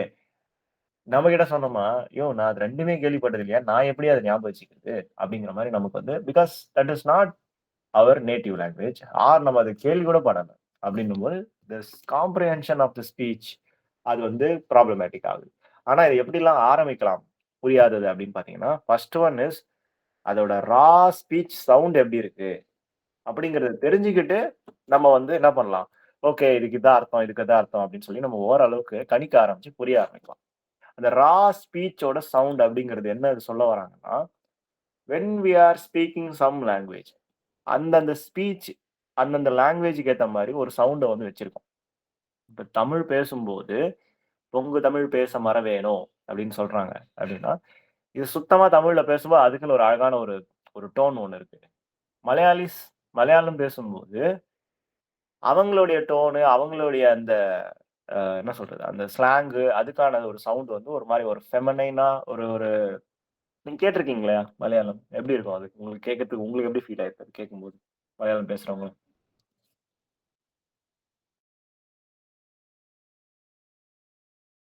கேட்டதுண்டா நீங்க மலையாளம்? ம் கேட்டிருக்கோங்க சார். ஆனா நம்மளோட வித்தியாசமா இருக்கும். கொஞ்சம் இழுத்து பேசுற மாதிரி இருக்குங்க சார். ஓகே. அது பேசும்போது பார்த்தீங்கன்னா, மலையாளிஸோட அந்த ஸ்லாங்கு ஆ ஏதோ ஒண்ணு கேட்குறாங்க. அ "முண்டாது நிக்குடா" அப்படின்றாங்க. ஓகே. "கொஞ்சம் அமைதியா இருடா" அப்படிங்கிறாங்க. இல்ல வந்து வேற ஏதோ ஒரு ஆ "தின்னு கழிச்சுனா" அப்படின்னு சொல்லி கேட்குறாங்க. "சாப்பிட்டு முடிச்சுட்டியா?" அப்படின்றாங்க. இப்போ "தின்னு கழிச்சியா?" அப்படிங்கிறதுக்கும், "சாப்பிட்டு முடிச்சுட்டியா? சாப்பிட்டியா?" அப்படின்ற ஒரு வார்த்தைக்கும், அந்த உச்சரிப்பிலே பாருங்களேன். தமிழ்ல இட்டு, இத்து, இப்பு, இம் அப்ப அப்படியே ஒரு மாரி திக்கா போகுது. அது ஒரு மாரி போகுது டிஃபரெண்ட்டா. இதுல எது நல்லா இருக்கு, நல்லா இல்லன்றதெல்லாம் அவங்கவங்க லாங்குவேஜ்க்கு பொறுத்து. ஓகே. அதே வந்து மலையாளம் பேசும்போது, there is a slang difference to it. அது ஒரு மாரி வந்து ஃப்ளூயிடா இருக்கு. ஒரு மாரி அந்த ஏத்த இறக்கமும், அதனுடைய அந்த வார்த்தையோட உச்சரிப்புகளும், அது அது கேட்கும்போதே நமக்கு என்ன ஆகும்னா, ஒரு மாரி ஃப்ளூயிடா, ஸ்மூத்தா, ரொம்ப சாஃப்ட்டா, ஃபெமினைனா போகும். வேறஸ் தமிழ் வந்து சுத்த தமிழ்ல பேசும்போது ஒரு மாரி மாஸ்குலினா இருக்கும். ஒரு மாரி இந்த ரா, டா, பா, தா இந்த வார்த்தைகள் எல்லாமே. அதுவே நீங்க வேற ஏதாவது ஒரு கம்ப்ளீட்டா உங்களுக்கு ஒரு கேள்விப்படாத ஒரு லாங்குவேஜ் இங்கிலீஷ் கேள்விப்பட்டிருப்பீங்க. பட் இருந்தாலும் இங்கிலீஷ்ல வந்து பார்த்தீங்கன்னா, ஃப்ளூயன்ட்டான ஒரு நேட்டிவ் ஆக்சென்ட்ல நேட்டிவ்னா ஒரிஜினல் இங்கிலீஷ். இங்கிலாந்துல உருவான இங்கிலீஷ். யுகேல பேசுறாங்க இல்லையா? ஒரிஜினல். அவங்க பேசும்போது, அவங்களுடைய ஸ்லாங்ல வந்து பார்த்தீங்கன்னா, "பெர்கஷனல் இன்ஸ்ட்ருமென்ட்ஸ் ஆர் மை ஸ்பெஷாலிட்டி" அப்படிங்கிறாங்க. இப்ப அதுல என்ன சொல்ல வராங்க? அதே ஆக்சென்ட்ல பேசும்போது, அந்த பிரிட்டிஷ் ஆக்சென்ட்ல பேசும்போது எப்படி இருந்தது கேட்கறதுக்கு? How how did you feel? முதல்ல அண்டர்ஸ்டாண்ட் ஆச்சா அது? Did you understand what I said? Percussional instruments are my speciality அப்படிங்கிறாங்க. இல்லைங்க சார். தெரியலைங்க சார். அவங்க என்ன சொல்ல வராங்கன்னா, பெர்கஷனல் அப்படின்றது ஒரு டைப் ஆஃப் இன்ஸ்ட்ருமென்ட் மியூசிக் இந்த வீணை, பியானோ இல்ல ஏதேதோ ஒரு இன்ஸ்ட்ருமெண்ட்ஸ் ஃப்ளூட் எல்லாம் யூஸ் பண்றாங்கல்ல. அந்த மாரி இன்ஸ்ட்ருமெண்ட்ஸ் யூஸ் பண்றது தான் என்னோட ஸ்பெஷாலிட்டி அப்படின்றாங்க. அப்போ அவங்க என்ன சொல்றாங்க, அது பேசுறது அந்த ஸ்லாங்ஸ்லயே it is becoming much much different. அதுவே வந்து அ என்ன சொல்றது, ஒரு ஒரு ஆஃப்ரிக்கன் அமெரிக்கன் ஆர் எல்ஸ் ஒரு ஒரு ஒரு லோக்கல் ஸ்லாங்ல இப்போ ஒரு என்ன சொல்றது, பிளாக் பீப்பிள் அமெரிக்கால பேசுற அவங்களோட இங்கிலீஷ் ஸ்லாங் டிஃபரெண்ட்டா இருக்கும். "Look at this very good. How are you man?" அப்படின்றாங்க. அவங்க வந்து பேசுறதே or or I got you can go அப்படின்றாங்க. இப்ப அவங்களும் அதே சொல்றாங்க. "நான் பார்த்துக்கிறேன் நீ போ" அப்படிங்கிறாங்க.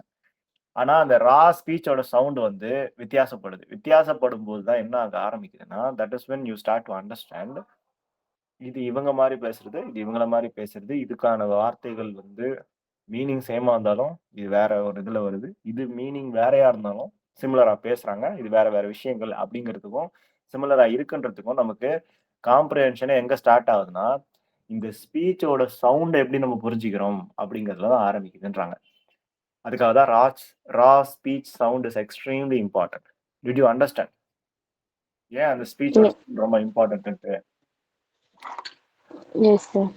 ஏன்னா நம்ம என்ன பண்ணுவோம்னா தப்பு, புது லாங்குவேஜ கத்துக்கும்போது, அந்த லாங்குவேஜ நம்ம ஓன் லாங்குவேஜ்க்கு ஏத்த மாரி மாத்திருவோம்.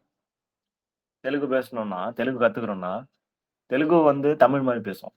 மலையாளத்த தமிழ் மாரி பேசுவோம். இல்ல இங்கிலீஷ தமிழ் மாரி பேசுவோம். Uh "are you coming or நாட்ரா?" அப்படின்னுவானுங்க. "வாட் இஸ் திஸ் ரா?" என்னது இது? அது அது இங்கிலீஷா ஃபர்ஸ்ட் அது? ஐ மீன் இங்கிலீஷ் வார்த்தைகள் இருக்கு.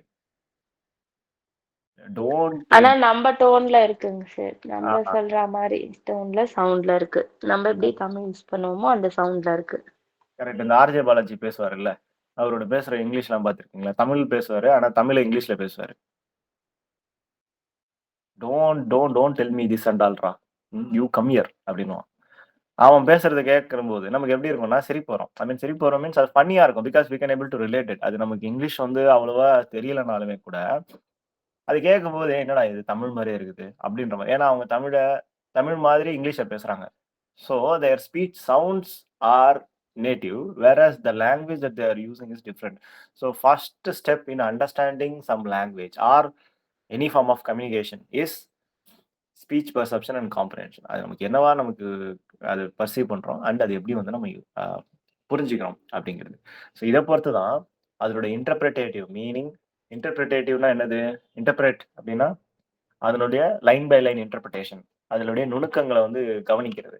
அதனுடைய மீனிங், கான்டெக்ஸ்டுவல் இன்ஃப்ளூயன்சஸ் எந்த இடத்துல பயன்படுத்துறாங்க, இந்த மாதிரியான விஷயங்கள் எல்லாம் மாறி, மாறி, மாறி நம்ம அத பயன்படுத்துறத வந்து அதிகப்படுத்தி, அதிகப்படுத்தி நம்மளுடைய perception and comprehension will get improved அப்படின்றாங்க.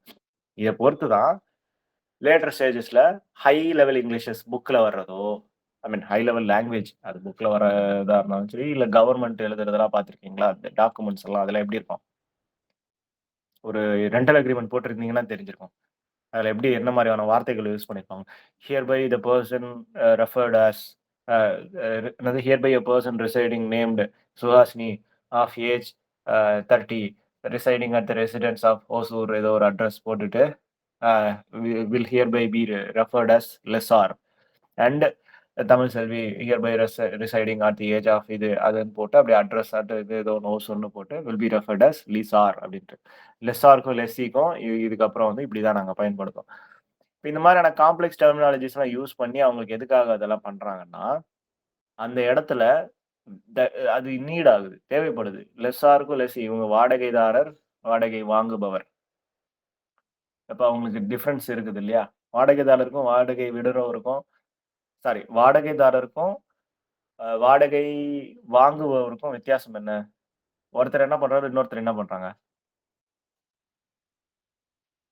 வாடகை வாங்குறது என்ன ஒருத்தருக்கு பண்றாங்க?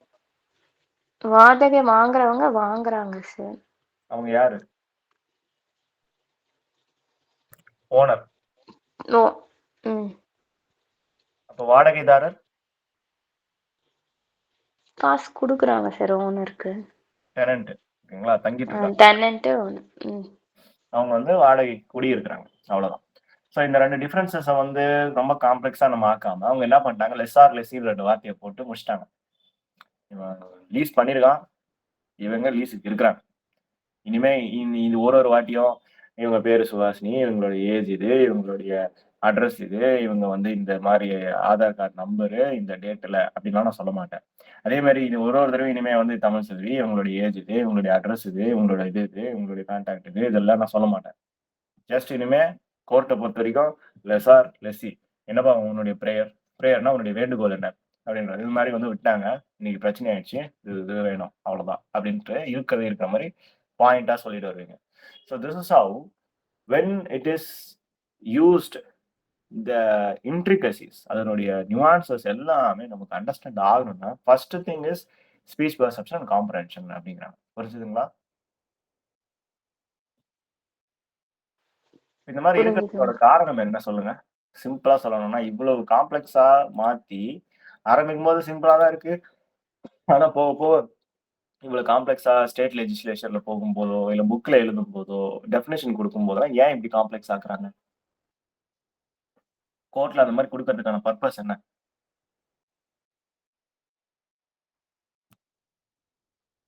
What is the sir purpose? அங்க யூஸ் பண்ற அந்த டெர்ம்ஸ் அந்த வேர்ட்ஸ் எல்லாமே ஸ்டாண்டர்டா இருக்கு சார். அப்பதானே சார் எல்லா இடத்துலயும் ஒரே மாதிரி இருக்கும்.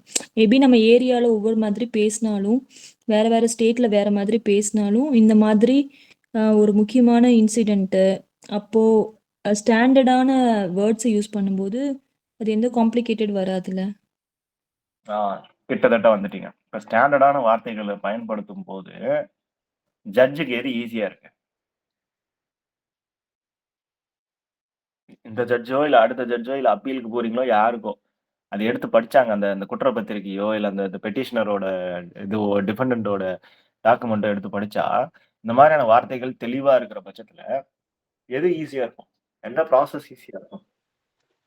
சார் அவங்க ஸ்டாண்டர்டா அதை வாசிச்சுட்டு நெக்ஸ்ட் என்ன ப்ரொசீட் பண்ணணுமோ அது செய்வாங்க சார். நெக்ஸ்ட் ப்ரொசீட் பண்ணணும்னீங்க இல்லையா? அது நெக்ஸ்ட் என்ன ப்ரொசீட் பண்ணணும்? நெக்ஸ்ட் என்ன பண்ணுவாங்க? இது தெரிஞ்சுக்கிறது மூலமா என்ன செய்யறதுக்கு ஈஸியா இருக்கும்? இந்த ப்ரொசீடிங் அப்படிங்கிறது என்ன என்ன ப்ரொசீட் பண்ணுவாங்க? சார் என்ன குற்றம் வந்துச்சோ அதை சரி பண்றதுனே. உண்மையாவே யார் பக்கம் நியாயம் இருக்கு, யாரு தப்பு பண்ணது அப்படின்னு ப்ரொசீட் பண்ணி ஜட்ஜ் பண்றதுக்கு தான். கரெக்ட். இந்த வார்த்தைய தான் தேடிக்கிட்டு இருந்தேன். யாரு என்ன பண்ணாங்க அப்படிங்கிறது தெரிஞ்சுக்கணும். டெசிஷன் எடுக்கிறதுக்கு. ஓகேங்களா? அதான் ரொம்ப முக்கியமானது. நம்ம ஒருத்தர் வராங்கன்னு தெரியறாங்க. அந்த வர்றது யாருன்றது நம்ம தெரிஞ்சது எதுக்காக? இல்ல ஒருத்தர் பேசுறாங்க. ஒருத்தங்க பேசுறது என்னன்னு புரியறது எதுக்காக? நம்ம என்ன டெசிஷன் எடுக்க போறோம் அடுத்து? ஓகே இது நமக்கு தேவையா? வச்சுக்கலாமா? இல்ல வேண்டாம். இந்த இன்ஃபர்மேஷன் வச்சு நான் ஒண்ணும் பண்ண போறதில்ல. ஒருத்தர் வராங்க. ஓகே இவர்கிட்ட பேசலாமா? இல்ல ஐயோ! இவருக்கு ரொம்ப இது பண்ணுவாருப்பா. தேவையில்லாம வந்து ஏதாச்சும் இத செய்ய, அத செய்ய, இத பண்ணு, அத பண்ணுன்னு ரொம்ப தேவையில்லாத ரூல்ஸ் போட்டுன்னுப்பாரு. இதெல்லாம் வேண்டாம். அப்படின்லாமா? ஸோ, இல்ல அவங்க பேசுறது ரொம்ப நேரம் பேசுறாங்க, இல்ல கம்மியா பேசுறாங்க, இல்ல எப்படி பேசுறாங்கன்றத வச்சு நமக்கு என்ன ஆகுதுன்னா, டெசிஷன் மேக்கிங் வந்து ஈஸியா அதுக்கு தான் இந்த தெளிவான வார்த்தைகள் நமக்கு புரிஞ்சுக்கிறது. நல்லதா, கெட்டதான்னு ஒரு விஷயம் தெரியணும்னா, அது தெரிஞ்சுக்கிறதுக்கு நம்ம என்ன பண்ணணும்? ஃபர்ஸ்ட் நமக்கு அது புரியணும் தானே! அதுதான் வந்து purpose. So the purpose of speech perception and comprehension புரிஞ்சால் தான், நம்ம அடுத்த டெசிஷன் மேக்கிங் பண்ண முடியும். அது எங்க பயன்படுத்தணும் அப்படிங்கிறது எல்லாமே அதுக்கு அடுத்த லெவல்ல தான் வருது அப்படிங்கிறாங்க. புரிஞ்சுதா? எஸ் சார் புரியுது. ஓகே. இப்போ நவ் லாஸ்ட்டா நீங்க எக்ஸாம்பிள் சொல்லி முடிச்சீங்களா? அப்பதான் சார் ஃபுல்லா புரியுது. புரியுது. ஆனா எப்படி நம்ம யூஸ் பண்றோம் அப்படின்னு இப்பதான் தெரிஞ்சுச்சு. Okay, okay. நைஸ். ஸோ ஏன்னா, இது மாரியான கான்செப்ட்ஸ் வந்து நமக்கு ரொம்ப இம்பார்ட்டன்ட். டெய்லி லைஃப்ல பயன்படுத்திட்டு இருக்கோம். பயன்படுத்த அது நமக்கு கான்செப்ட்ட வந்து புரிஞ்சுக்கிட்டா தான் நம்ம வந்து, ஓ! இது மாரி தான் நம்ம பயன்படுத்துறோம் போல. ஸோ ஃபண்டமெண்டலா அங்க இதான் நடந்துட்டு இருக்கு. இப்ப மத்தவங்க வந்து இதே பிரச்சனைய சொல்லும்போது, அவங்க இப்படி ஒரு இந்த மாரி நம்ம யோசிச்சு பார்க்கணும்ன்றது அவங்களுக்கு தோணாது. ஏன்னா அவங்க அதுல ட்ரெயின் ஆகல. அவங்களுக்கு அது புக்ஸ் கிடையாது. அது அது சொல்லி தரதுக்கு ஆளு கிடையாது. அத அவங்க எக்ஸாம் எழுதியிருக்க மாட்டாங்க. அதுக்கு அத பத்தின திங்கிங் அவங்களுக்கு தேவையே இல்ல. லைக் அந்த தாட் ப்ராசஸ் எதுக்கு? செய்றோமா அவ்வளதான் ரைட். ஓகே முடிஞ்சிருச்சு. நெக்ஸ்ட் போயிடலாம். Tata bye bye. அப்படிதான். ஆனா, இத நம்ம ஒரு டிபார்ட்மென்ட்டா எடுத்து உட்கார்ந்து படிச்சு தெரியும்போது, it is compelling for us to make meaning about this, understand about it and why it is being used so that when the situation arises சூழ்நிலை ஏற்படுமே ஆனால், அந்த இடத்துல அவன் என்ன பண்றான்றத பார்க்குறீங்க. யோசிக்கிறது, ஓகே அவன் கரெக்ட்டா தப்பான்னு யோசிச்சுட்டு இருக்கான்ப்பா அப்படிங்கிறது. இது வந்து பேசிக்ஸ். எல்லாமே நீங்க படிச்சதெல்லாம் சேர அமால்கமேட் ஆகி எல்லாம் ஒண்ணு சேர்ந்து, அப்ப எப்படி இருக்கும்னா, you will start to see things in a different light. இந்த வித்தியாசமா பார்க்க ஆரம்பிப்பீங்க. எல்லாமே உங்களுடைய உங்களுடைய பார்வையே, உங்களுடைய கண்ணோட்டமே வேற ஒரு கானல் இதுல போக ஆரம்பிச்சுரும். உங்களுடைய அந்த இந்த ஆங்கிள் ஆஃப் திங்கிங்கே டிஃபரெண்ட்டா இருக்கும். அதுக்காக. Okay. And then language development. ஒரு லாங்குவேஜோட டெவலப்மென்ட் அப்படிங்கிறது வந்து ஒரு ஒரு பர்ட்டிகுலரா பார்த்தா ஒரு ஆர்டரா போகும். ஃபர்ஸ்ட் குழந்தைங்களுக்கு எடுத்துக்கிட்டோம். நெறைய வரும் அதுக்கு இதுல டெவலப்மெண்டல் சைக்காலஜில உங்களுக்கு. ஒருத்தர் ஒரு ஒரு தியரி குடுத்திருப்பாங்க. சைக்கோ செக்சுவல் டெவலப்மென்ட் இவரோட சிக்மண்ட் ஃப்ராய்டோடது வந்து ஓரல் அனல் ஃபாலிக் லேட்டன் ஜெனிட்டல்னு 5 ஸ்டேஜஸ்ல குடுத்திருப்பாரு. எரிக் எரிக்சன் வந்து 8 ஸ்டேஜஸ்ல குடுத்திருப்பாரு. இது இந்த ட்ரஸ்ட்டுக்கும், மிஸ்ட்ரஸ்ட்டுக்கும் ஆரம்பிப்பாரு. இந்த குழந்தை இந்த வயசுல இப்படி நடந்துக்கிறத பொறுத்து தான், இந்த குழந்தை வந்துட்டு பொதுவா எல்லாரையும் நம்புற டைப் ஆஃப் குழந்தையா வருதா? இல்ல இது யாரையுமே நம்ப மாட்டேன். எனக்கு கொஞ்சம் சஸ்பீஷியஸா இருக்கு. நான் அவ்வளவு சீக்கிரம் யாரையும் நம்ப மாட்டேன். அந்த மாரி குழந்தையா வருதுன்ற ஆரம்பிச்சு ஃபைனலா டினையல் வரைக்கும் போகும். அவங்களோட கடைசி காலகட்டம் வரைக்கும். அந்த மாரி ஒருத்தர் அழகழகா சூப்பரா நெறைய கான்செப்ட்ஸ் குடுத்துருக்காங்க. ஏன் தியரி ஆஃப் காக்னிட்டிவ் டெவலப்மென்ட்ல இவரு ஜீன் பியாஜெட்டோடது நேத்தி பார்த்தேங்க. ஞாபகம் இருக்கா? யார் ஜீன் பியாஜெட்?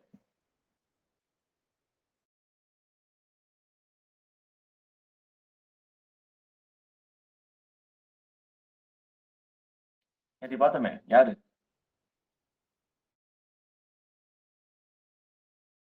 நான் கூட கொத்தனார் எக்ஸாம்பிள் வச்சு சொல்லியிருந்தேன். ஞாபகம் இருக்குங்களா? மறந்துடக்கூடாது. அவரெல்லாம் இம்பார்ட்டன்ட்டான ஆளு. சரி கண்டுபிடிங்க. சார் அவங்க காக்னிட்டிவ் பத்தி சொல்லியிருந்தீங்க லாங்குவேஜ். ஆமா. அது பொதுவாவே காக்னிஷனுக்கு ஒர்க் ஆகும். அது லாங்குவேஜ் காம்ப்ளிக் ஆகும். யாரு அவரு? என்ன சொன்னாரு அவரு? 4 ஸ்டேஜ்ல சொல்லியிருப்பாருன்னு சொல்லியிருப்பேன். ஆமாங்க சார். காக்னிட்டிவ் தியரி சொல்லியிருக்காருங்க சார் அவரு. ஆமா. 4 stages of cognitive theory சொல்லியிருக்காருங்க சார். ஆமா. கரெக்ட் தான் நான் சொன்னது. ஓகே. நீங்க சொல்லிட்டீங்க. ரைட். சொல்லுங்க இப்போ. சொல்லுங்க, ஆ, சொல்லுங்க. சொன்னது கரெக்ட் தான். அந்த 4 stages கேக்குறீங்களா சார்? ஆமா. அது என்னென்ன? Sensory motor stages, pre operation stages, concrete operational stage, formal operational stages sir. 4 stage இருக்கா? ஆமா. Sensory motor, pre operational, crete, concrete, formal. Okay. Formal 4 operation stage sir. வருது. அதே மெத்தட தான் நம்ம இப்ப பயன்படுத்த போறோம். ஓகே. சோ இது எல்லாமே பாத்தீங்கன்னா, ஒண்ணு 3 ஸ்டேஜா இருக்கும், ஒரு 2 ஸ்டேஜா இருக்கும், இல்ல 4 ஸ்டேஜா குடுத்திருப்போம், இல்ல 8 ஸ்டேஜா குடுத்திருப்பாங்க, ஒரு சில பேர் 5 ஸ்டேஜா குடுத்திருக்காங்க. பட் சொன்ன கான்செப்ட் பாத்தீங்கன்னா, எல்லாமே ஒண்ணுதான். ஃபர்ஸ்ட் ஸ்டேஜ் என்னன்னா, சிம்பிளா சொல்லணும்னா, கோயிங் அண்ட் பேப்லிங் ஸ்டேஜ்ன்னு சொல்லுவாங்க. கூயிங் அண்ட் பேப்ளிங் ஸ்டேஜ் அப்படின்னா பேர்ல இருக்குது. குழந்தை வந்து பாத்தீங்கன்னா இந்த கூ கூ காகா பாப்பா அந்த மாதிரி ஒரு மாதிரி கூயிங்னு சொல்லுவாங்க இங்கிலீஷ்ல. பேப்ளிங் அப்படின்னா பெனாத்துறது. ஓகே, அந்த மாதிரி தான் ஃபர்ஸ்ட் ஸ்டார்ட் பண்ணுவாங்க. அடுத்த ஸ்டேஜ்ல என்ன ஆக ஆரம்பிக்குது, ஓரளவுக்கு வந்து சின்ன சின்ன விஷயங்களை வந்து லைட்டா புரிய ஆரம்பிக்கும். இது டாய்ஸ், இது பெட்டு, இது சிப்ளிங்ஸ், இது வந்து ஹவுஸ் ஹோல்ட், இது பேரண்ட்ஸ் அப்படிங்கிற சின்ன சின்ன வித்தியாசங்கள் மட்டும் அவங்களுக்கு தெரிய ஆரம்பிக்கும். அடுத்த ஸ்டேஜ்ல என்ன ஆக ஆரம்பிக்குதுன்னா, இதுக்கு இது சம்பந்தப்பட்ட வார்த்தை, இதுக்கு இது சம்பந்தப்பட்ட வார்த்தை. இது தண்ணி. தண்ணினா தண்ணிங்கிறது ஒரு சில குழந்தைங்க வந்து தன்னான்னு சொல்லுவோம். ஏதாவது ஒண்ணு சொல்லுங்க. ஒரு ஒரு பாப்பா ஒரு ஒரு மாதிரி சொல்லணும்னு வச்சுக்கோங்களேன். தன்னா அப்படின்றாங்க. அம்மாவுக்கு தெரியும். அம்மாவுக்கு தெரியும், அப்பாவுக்கு மேபி தெரியும். ஓகே. யார் வளர்க்குறாங்களோ க்ளோஸா அவங்களுக்கு ரொம்ப நல்லாவே தெரியும். "ஏய் அவ தண்ணி கேட்கிறா குடு" அப்படின்னு சொல்லிட்டு சொல்றான். ஓ! தன்னானா தண்ணி குடு கேட்கிறான் குடுன்னு அர்த்தமா? அவ்வளோ பெரிய வார்த்தைய வந்து ஒரு வார்த்தையில முடியுது. So basic associations are acquired. இது next stage. Basic associations acquire ஆனதுக்கு அப்புறமா, அதுல என்ன ஆக ஆரம்பிக்கும், அதோட மீனிங்கோட சேர்ந்து கொஞ்சம் செமான்டிக் ஃபீச்சர்ஸ் வர ஆரம்பிக்கும். செமான்டிக்ஸ்னா என்னது? What is semantics? மீனிங்ஸ். ஆ. அப்ப அதோட செமான்டிக்ஸும் சேர்ந்து லேர்ன் பண்ண கொஞ்சம் கொஞ்சமா டெவலப் ஆக ஆரம்பிக்கும்போது, ஓ! இதுக்கு பேரு தண்ணீங்கிறது மட்டும் கிடையாது. தன்னா நம்ம சொல்லிட்டு இருக்கு. இது பேரு தண்ணி. ஏன்னா அது இப்படி இருக்குது. இது மாரியான விஷயங்கள் அப்ப இன்னொன்னு அது வந்து பாட்டில்லயோ இப்படித்தான் இருக்கணும்னு அவசியம் கிடையாது. அது வேற ஏதாவது ஒரு இடத்துல, வேற ஏதாச்சும் இருக்கும்போதும் அது பயன்படும். அது பேர் தண்ணி தான். அது நமக்கு அந்த இடத்துல வந்து யூஸ் பண்ணிக்கலாம். இது மேல கால் வைக்கக்கூடாது, வழுக்கும் அப்படிங்கிற அந்த சின்ன சின்ன மீனிங் வந்து அண்டர்ஸ்டாண்ட் பண்ண ஆரம்பிக்குது. பிளஸ் கொஞ்சம் ஓவர் ஜெனரலைஸ் பண்ண ஆரம்பிக்குது. ஓவர் ஜெனரலைஸ் அப்படிங்கிறது என்னன்னா, ஈரமா இருந்தா தண்ணி.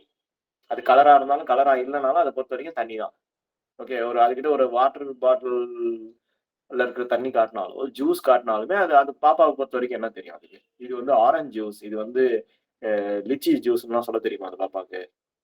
அத பொறுத்தவரைக்கும் என்ன தெரியும்னா, ஈரமா இருக்கு, தண்ணி வாடி இருக்கு, அப்ப அது தண்ணி. ஓவர் ஜெனரலைஸ் பண்ணிரும். உருண்டையா இருக்குது அப்டின்னா, அது பேரு அது பால்ன்னு சொல்லி இல்ல மூன்ன்னு சொல்லிட்டோம்னு வச்சுக்கோங்களேன். நான் விளையாடிட்டு இருக்கேன் அந்த பாப்பா கிட்ட அப்டின்னா, பால தூக்கி போட்டு அந்த பாப்பா கிட்ட சொல்லி குடுத்து விளையாட்டேன். நான் என்ன பண்ணிட்டு இருக்கேன், ஒரு நாள் சமைச்சுட்டு இருக்கேன். சமைச்சுட்டு இருக்கும்போது வந்து பொட்டேட்டோஸ்லாம் வச்சுட்டு இருக்கேன். அந்த பாப்பா என்கிட்ட வந்துட்டு, கையில அந்த பொட்டேட்டோவ எடுத்துச்சு. நான் அதுவரைக்கும் அமைதியா தான் இருந்தேன். தூக்கி டபால்னு விசிறுச்சு. எனக்கு பயங்கர சிரிப்பு வந்துருச்சு. ஐய்யய்யோ! இது பால் இல்ல சாரா. இது இது இது விளையாடுறது இல்ல அப்டின்னு சொல்லிட்டு நான் எடுத்துட்டு வந்து பாப்பா கிட்ட திருப்பி வச்சுட்டு குடுக்குறேன். ஓகே. அப்போ அந்த பாப்பா என்ன பண்ணிருக்கு? வேற என்ன வார்த்தை பயன்படுத்தின அதுக்கு? பால்ன்னு அது எல்லாத்தையுமே பால் நினைச்சிட்டு பாலா நினைச்சிட்டு. அதான் அதுக்கான வார்த்தை என்ன? Over generalize. Over generalize. பொதுப்படையா இது எப்படின்னா, உருண்டையா இருக்கா? பால். ஈரமா இருக்கா? தண்ணி. சுடுதா? நெருப்பு. தொடக்கூடாது. அவ்வளவுதான். அதுக்கான டீட்டெயில்ஸ்லாம் தெரியாது. அப்படிங்கிறது ஓவர் ஜெனரலைஸ் பண்ண ஆரம்பிக்குது. ஓகே. அதுக்கப்புறமா தான் காம்ப்ளெக்ஸ் சென்டென்சஸ்லாம் வர ஆரம்பிக்குது.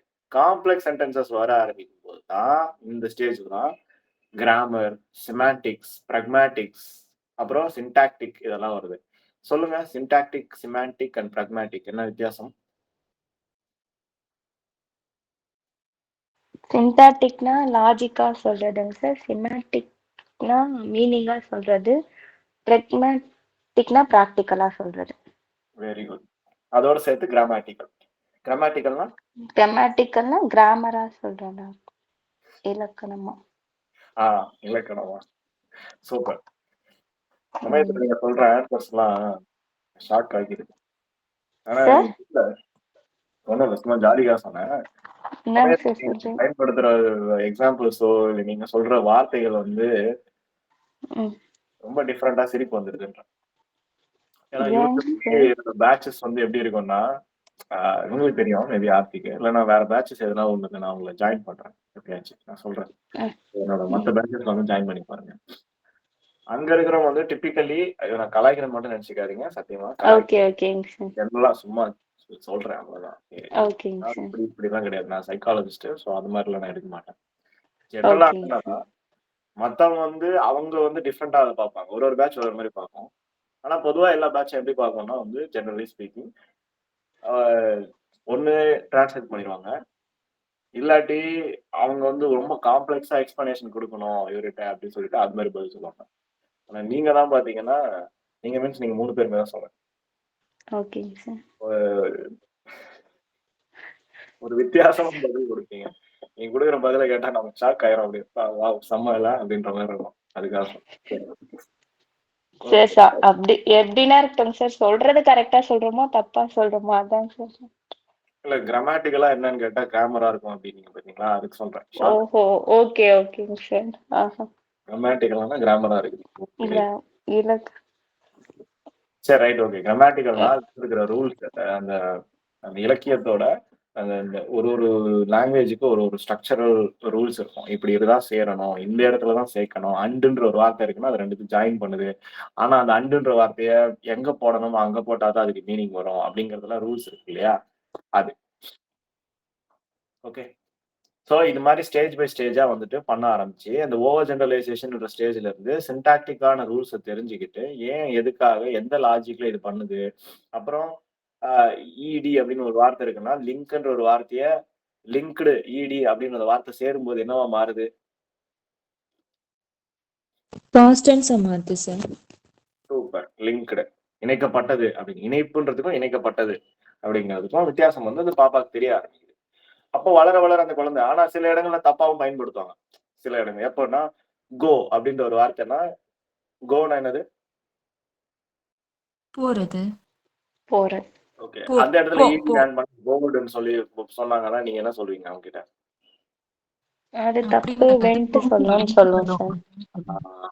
சோ அந்த இடத்துல இது ஓவர் ஜெனரலைஸ் பண்ணக்கூடாதுப்பா, இது வந்து தப்பு, இது இப்படி வரணும் அப்படின்னு சொல்லிட்டு அவங்க கிட்ட நம்ம சொல்லிக் கொடுப்போம். ஸோ அதுக்கான மீனிங் அவங்க வந்து லேட்டர் ஸ்டேஜஸ்ல கொஞ்சம் கொஞ்சமா அக்வயர் பண்ண ஆரம்பிச்சு that is how this stage of language development is happening அப்படிங்கிறாங்க. ஸோ டிட் யூ அண்டர்ஸ்டாண்ட் இந்த கான்செப்ட்? என்ன புரிஞ்சுதுங்களா? 3 stage: production of language, speech perception and comprehension and language development. 3 stage நடக்குது அப்படின்னா காட் இட்? புரிஞ்சுதுங்க sir. Okay. So comprehensive model of language processing இது எப்படி எல்லாம் மாடலா வச்சிருக்காங்க, யார் யார் சயின்டிஸ்ட் என்னென்ன மாடல் கொடுத்துருக்காங்கன்னா ஒருத்தர் ஒரு கான்செப்ட் கொடுத்துருப்பாங்க. கின்ச் அப்படின்னு சொல்லிட்டு ஒருத்தர் இருந்தார். KNSCH கின்ச் அப்படின்னு சொல்லிட்டு. ஸோ கின்ச் மாடல் ஆஃப் காம்ப்ரிஹென்ஷன் வந்துட்டு பாத்தீங்கன்னா ஒரு சிம்பிள் கான்செப்ட். அவர் என்ன பண்றாருன்னா காம்ப்ரஹென்ஷன்ன்றது ஒரு சிஸ்டம்னு மட்டும் நம்ம பார்க்க முடியாம அது எப்படி அந்த விஷயத்த வந்து புரிஞ்சுக்குது அப்படிங்கிற அந்த ஆங்கிள் தான் நம்ம பார்க்கணும் அப்படின்னு சொல்லி சொல்றாங்க. ஜஸ்ட் வந்து இது இப்படிதான் சொல்ற அந்த சிஸ்டம் மட்டும் கிடையாது. அது அந்த டெக்ஸ்டை நம்ம எப்படி புரிஞ்சுக்கிறோம், அதுக்குள்ள இருக்கிற அந்த கட்டமைப்புகள், மற்ற விஷயங்கள், அதனுடைய லாஜிக் எந்த கான்டெக்ட்ல பயன்படுத்துறாங்கன்றது சேர்ந்து நம்ம வந்து புரிஞ்சுக்கிறது தான் வந்து கின்ஷோட மாடல் வந்து சொல்றாரு. அப்படிதான் வந்து லாங்குவேஜ் வந்து புரியுது அப்படிங்கிறது, காம்ப்ரஹென்ஷன் நடக்குது, நம்ம புரிஞ்சு நம்ம வந்து இதான் சொல்ல வராங்கன்றது தெரியுது அப்படிங்கிறது. இதுக்கு நான் ஒரு எக்ஸாம்பிள் நான் சொல்லியிருப்பேன். அந்த சொல்லிட்டாலும் செஞ்சுட்டாலும் அப்படிங்கிற மாதிரி ஒரு வார்த்தையை வந்து நம்ம யூஸ் பண்ற அந்த டெக்ஸ்ட்டுக்கு ஏத்த மாதிரி வெறும் டெக்ஸ்டா பார்த்தா அது ஒரு மாதிரி இதுவா இருக்கும். பட் அதோட சிஸ்டமோட நீங்க வந்து மற்ற விஷயத்தோட சேர்த்து அந்த கான்டெக்ட்டோட எடுத்து பார்க்கும்போது அவங்க என்ன மாதிரி சொல்றாங்க, நக்கலா சொல்றாங்களா இல்ல உண்மையிலே தான் சொல்றாங்களான்றதை பொறுத்து அது ஆக்சுவல் மீனிங்ல வருதா இல்ல வேற மீனிங்ல வருதான்றதெல்லாம் நமக்கு சேர்ந்து தெரிஞ்சுக்கிறோம். ஸோ இதை சுத்தின இருக்கிற லாஸ், சட்டங்கள், சட்டதிட்டங்கள் கவர்னிங் த மெமரி ப்ராசஸ், நம்ம மெமரியில நம்ம எப்படி இது ஒர்க் ஆகுது, இதுக்கு முன்னாடி இருக்கிற இதோடைய அப்ஸ்ட்ராக்ஷன்ஸ்னா என்ன? What is abstract? Concept. Okay. So அதோட கான்செப்ட்ஸ் எப்படி இருக்குது, இது எல்லாத்தையுமே சேர்த்து தான் நம்ம என்ன ஆகுதுன்னா this concept is being understood as me, I mean by me. அதனால இது இவங்க சொல்றது வந்து இந்த மீனிங்ல சொல்ல வரல, இல்ல வேற மீனிங்ல சொல்ல வராங்கன்றது நமக்கு புரிய ஆரம்பிக்குது. ஓகே. இததான் எப்படின்னா bottom up approach, top down approach அப்படின்னு சொல்லி சொல்றாங்க. ஓகே. 2 ஆங்கிள் புரியுதான் அப்படின்ட்டு. First top down approach. Top down அப்ரோச்ன்றது வந்து ஃபர்ஸ்ட் என்னன்றது தெரிஞ்சுக்கிட்டு அதுக்கப்புறமா அது அப்படியே ஒன்னொன்னா சின்ன சின்ன டீடைல்ஸ் வரைக்கும் போறது, அது ஒரு டைப். இன்னொன்னு வந்து bottom up approach. Bottom up அப்ரோச்னா ஃபர்ஸ்ட் சின்ன சின்ன ப்ராக்டிகல்ஸா, பிராக்மேட்டிக்கா, இல்ல குட்டி குட்டி குட்டியா அதை வந்து புரியுற அளவுக்கு எடுத்துப்போம். அதுக்கப்புறமா அது எல்லாத்தையும் ஒன்னா சேர்த்து டாப்புக்கு போவோம். ஓகே. அதுதான் பாட்டம் அப் அப்ரோச் அப்படின்னு. இந்த 2 டைப் ஆஃப் அப்ரோச்சஸையுமே நம்ம கின்ச் மாடல் வந்து பயன்படுத்துது அப்படிங்கிறாங்க. புரிஞ்சுதுங்களா? Did you understand? Yes sir. Okay. And then finally proposition representation of text reading. So propositional இந்த வார்த்தையை நம்ம நேத்தி பார்த்திருப்போம். propositional என்ன?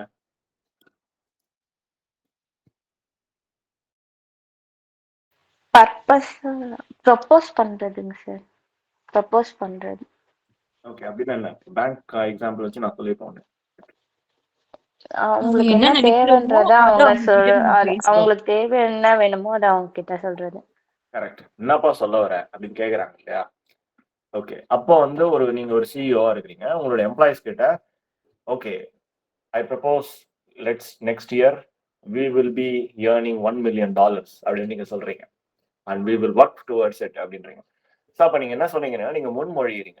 ஓகே, நீங்க இதான் சொல்ல வரீங்க. உங்களுடைய சொல்ல வர விஷயம் இதுதான் அப்படிங்கிறது. அப்போ அந்த propositional representation of text and reading அப்படிங்கிறத பேசிக்கலி என்ன சொல்ல வராங்க அப்படின்னா, ஒரு விஷயத்த நம்ம புரிஞ்சுக்கிறோம். புரிஞ்சுக்கிறதுக்கு நமக்கு அதோட மெமரி நமக்கு தேவைப்படுது. அது எப்படி நம்ம எழுதுறோம், அது என்னவா நம்ம எடுத்துக்கிறோம்ன்றதெல்லாம் இருக்கு. ஆனா இந்த மாடல் கூட சேர்ந்து என்ன சொல்ல வருது அப்படின்னா, ப்ரொபோசிஷனல் காம்ப்ளெக்சிட்டி அப்படின்னு ஒரு விஷயத்த இருக்கு. ப்ரொபோசிஷனல் காம்ப்ளெக்சிட்டினா எப்படி யாருக்கிட்ட என்னவா நம்ம சொல்ல போறோம் அப்படிங்கிறது வந்து அதோட ஸ்ட்ரக்சரையே மாத்தி அமைக்குது அப்படின்ட்டு. இந்த கிளாஸ் ஸ்டார்ட் ஆகும்போது கூட நான் சொல்லியிருப்பேன். நீங்க எல்லாருக்கிட்டையுமே நம்ம பேசும்போது ஒரே மாதிரி பேச மாட்டோம்.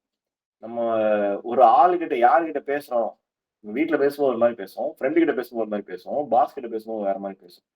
Because the even though the concept of what you are going to propose is the same, the way you are representing, அதான் ப்ரொபோசிஷனல் ரெப்ரசன்டேஷன் அப்படின்றாங்க. அப்போ நீங்க வந்து ஃப்ரெண்டுக்கு மெசேஜ் அனுப்பும்போது அஹ், அந்த அந்த என்ன சொல்றது, ஏதாவது ஒரு எக்ஸாம்பிள், நல்லா இருக்கியா அப்படின்னு கேக்குறீங்கன்னா எப்படி மெசேஜ் அனுப்புவீங்க ஃப்ரெண்டுக்கு? Hi how are you, how are you கூட அனுப்ப மாட்டோம். சில பேரோட மெசேஜ் எல்லாம் பார்த்தா கடுப்பாயிரும். வெறும் HRU போடுவாங்க. அப்படி அந்த ஹவ் ஆர் யூ இருக்கிற அந்த ரெண்டு வார்த்தைகள் எக்ஸ்ட்ராவா ரிமூவ் பண்ணி என்ன உலகத்தை சாதிக்க போறாங்க, என்ன பண்ண போறாங்க தெரியல. பட் அது அவங்க தனித்தனி விருப்பம். ஆனா அந்த HRU அவ்வளவுதான். ஆனா உங்க ஃப்ரெண்டுக்கு புரியுமா புரியாதா HRU என்னன்ட்டு? புரியுங்க சார். Yes sir. சார் ஆக்சுவலா அது ஆப்போசிட்ல இருக்கிறவங்களுக்கு புரியுதுன்னு தானே நம்ம அப்படி ஷார்ட்டா பண்றோம். Correct correct. அப்படி பெருசா புரிஞ்சாலுமே போட்டாலும் புரியுது, அப்படி லேசா சொன்னாலே புரியுது. அதனால நம்ம அப்படி பண்றோம். சூப்பர், கரெக்ட் தான். ஆனா புரியுதுன்றதுக்காக இதே மாதிரி நம்ம வந்து நம்ம கம்பெனியோட ஓனர் கிட்டயோ, இல்ல நீங்க வந்து ஒரு பாரத் ரத்னா அவார்டு கிட்டயோ, இல்ல சீஃப் மினிஸ்டர் கிட்டயோ, இல்ல பிரசிடென்ட்டோ, இல்ல ஒரு எக்ஸ்டர்னல் மினிஸ்டர் யாரோ ஒருத்தர்கிட்டயோ, இல்ல ரொம்ப படிச்ச ஒரு சயின்டிஸ்ட் கிட்ட நீங்க மெசேஜ் அனுப்புறீங்க.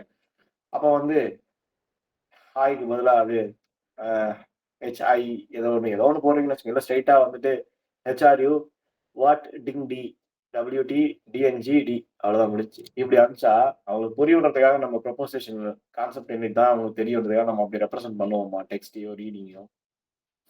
பண்ண மாட்டோங்க சார். இல்ல சார், அவங்களுக்கு நம்ம ஃபார்மலா தான் பேசுவோம். ஃபார்மலா தான் அனுப்புவோம். Very good.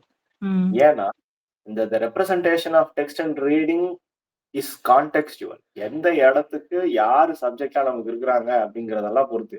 இப்ப நம்ம வந்து ஒரு சாதாரண ஒரு ஃப்ரெண்டு கிட்ட பேசும்போது HRU வாட் டூயிங் கூட இல்லை வாட் டிங் டி அப்படியே போட்டு டப் டப் டப்னு அடிச்சு விட்டு அவங்களுக்கும் புரிஞ்சிடும். அவங்க வந்து அதோட ப்ரொபோசிஷன் என்னன்றது அவங்களுக்கு தெரியும். Okay, she is trying to ask how I am or something related to that, so I will better text right away அப்படின்னு அனுப்பிச்சிடுவாங்க. Whereas if you are texting to someone of some என்ன சொல்றது ஒரு dignified பொசிஷன்லையோ இல்ல person of some influence and means இருக்கக்கூடிய ஒரு ஆட்கள் கிட்ட நம்ம அந்த மாதிரி பேசணும்னா ப்ராபப்ளி அவங்களுக்கு தெரிய கூட தெரியாது. ஏன்னா என்னோட ஸ்டூடெண்ட்ஸ்ல ஒரு சில பேர் அப்படிலாம் அனுப்புவாங்க. ரொம்ப க்ளோஸ் ஆயிடுவாங்க, அதுக்கப்புறம் ஃப்ரெண்ட்லியா இருப்பாங்க, கல்யாணம் ஆயிடுச்சுன்னா இதுன்னு அதுன்னு டைலாக்லாம் விடுவாங்க. ஆனா அவங்க பேசுறது என்னன்னா எனக்கு சுத்தமா புரியாது. என்னென்னமோ சொல்லுவாங்க. நானும் தலையை ஆட்டிட்டு okay okay super very good nice அப்படின்ற மாதிரி ஏதாச்சும் பண்ணேன். நான் இது சொல்லலை, நான் இதான் நான் சொன்னேன் அப்படின்னா, ஓ அப்படிங்களாமா எனக்கு தெரியாதுமா சாரி, அவ்வளவுதான் இருந்துச்சு. பிகாஸ் அவங்க என்னென்னமோ போடுவாங்க TYSM. அது என்னது TYSM நானும் யோசிச்சுன்னு இருக்கிறேன். சரி இவங்க கிட்ட கேட்டா நமக்கு அசிங்கமா இருக்கும்னு சொல்லிட்டு நான் கூகுள்ல போட்டு பாக்குறேன். TYSM போட்டா தேங்க்யூ சோ மச்னு வருது. ஓ அப்படின்னு சொல்லிட்டு ஷாக்கிங்கா இருக்கும். பட் அது அவங்களுக்குள்ள புரியுதுன்னு வச்சுக்கோங்களேன். பட் எனக்கு அது சுத்தமா புரியல. Probably I may not come from the generation வந்தோம் ஆர் அந்த ஜென்ரேஷன் வந்தாலும் நான் அது எப்பவுமே ஃபுல்லாவே டைப் பண்ணிடுவேன். ஏன்னா ஸ்பெல்லிங் மறக்க கூடாதுன்றதுக்காக. அவங்க கிட்ட கேட்டா ஸ்பெல்லிங் மறந்துடுறாங்க. தப்பு தப்பா வார்த்தைகளுடைய ப்ரொனன்சியேஷன் மாத்துறாங்க. ஏன் மாத்துறாங்க? ஏன்னா அவங்க அப்படியே சொல்லி சொல்லி பழகிட்டாங்க. சில பேரோட பேப்பர் கரெக்ஷன்ல நான் உட்காந்தேன்னா அவங்க வந்து பாத்தீங்கன்னா ஐ வாண்ட் அப்படின்றதுக்கு ஐ வாண்ட் அப்படின்னு போட்டிருப்பானுங்க. எப்படி இருக்கும் நம்ம கரெக்ஷன் பண்ணும்போது?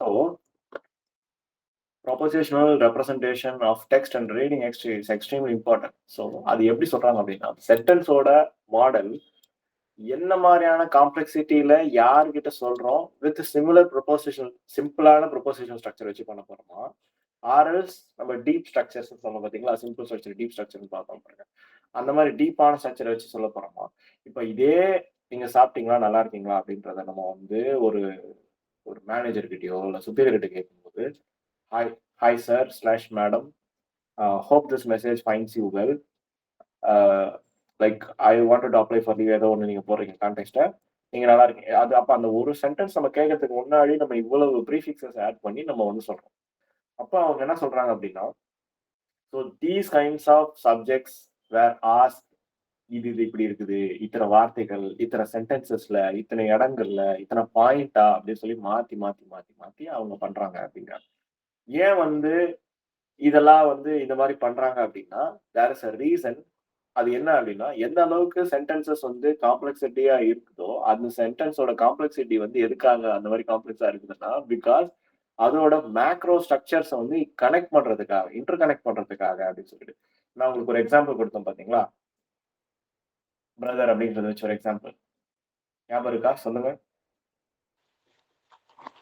சார் இப்ப சொன்னதாங்க sir he who stand with me my brother சொன்னீங்க he who stands with me he who stands with me shall be my brother அப்படின்னா அதுவே சிம்பிளா சொல்லணும் அப்படின்னா he is my brother சொல்லிக்கலாம் he is my bro அப்படின்னு முடிச்சிடலாம் பட் ரெண்டுத்துக்குமே சிமிலர் மீனிங்கா இருந்தாலும் இந்த கான்டெக்ட் என்ன ஆக ஆரம்பிக்குதுன்னா அதுதான் இவரு கிங்ஷே இவங்க மாதிரியான ஆளுங்கள்லாம் சொல்றது என்னன்னா ஸோ ஒரு விஷயத்த நம்ம சொல்றதோட காம்ப்ளெக்சிட்டி இஸ் டூ மெயின்லி எதுக்காக அப்படின்னா மேக்ரோ ஸ்ட்ரக்சர்ஸ் அத நம்பர் ஆஃப் ப்ராப்போசிஷன்ஸ் எத்தனை இருக்கு அதுல நான் சொல்ல வரும் கருத்துக்கள் நிறைய இருக்கு அதனுடைய மேக்ரோ ஸ்ட்ரக்சர்ஸும் ஜாஸ்தியா தேவைப்படுது அப்படிங்கிறதுக்காக ஏன்னா இன்டர் கனெக்டட் ப்ராப்போசிஷன் இது எப்படி ஒண்ணுத்துக்கு ஒண்ணு இணைஞ்சிருக்கு இதனுடைய மீனிங் என்னன்றது தெரிஞ்சுக்கிறதுக்காக அப்படிங்கிறாங்க அண்டர்ஸ்டுட்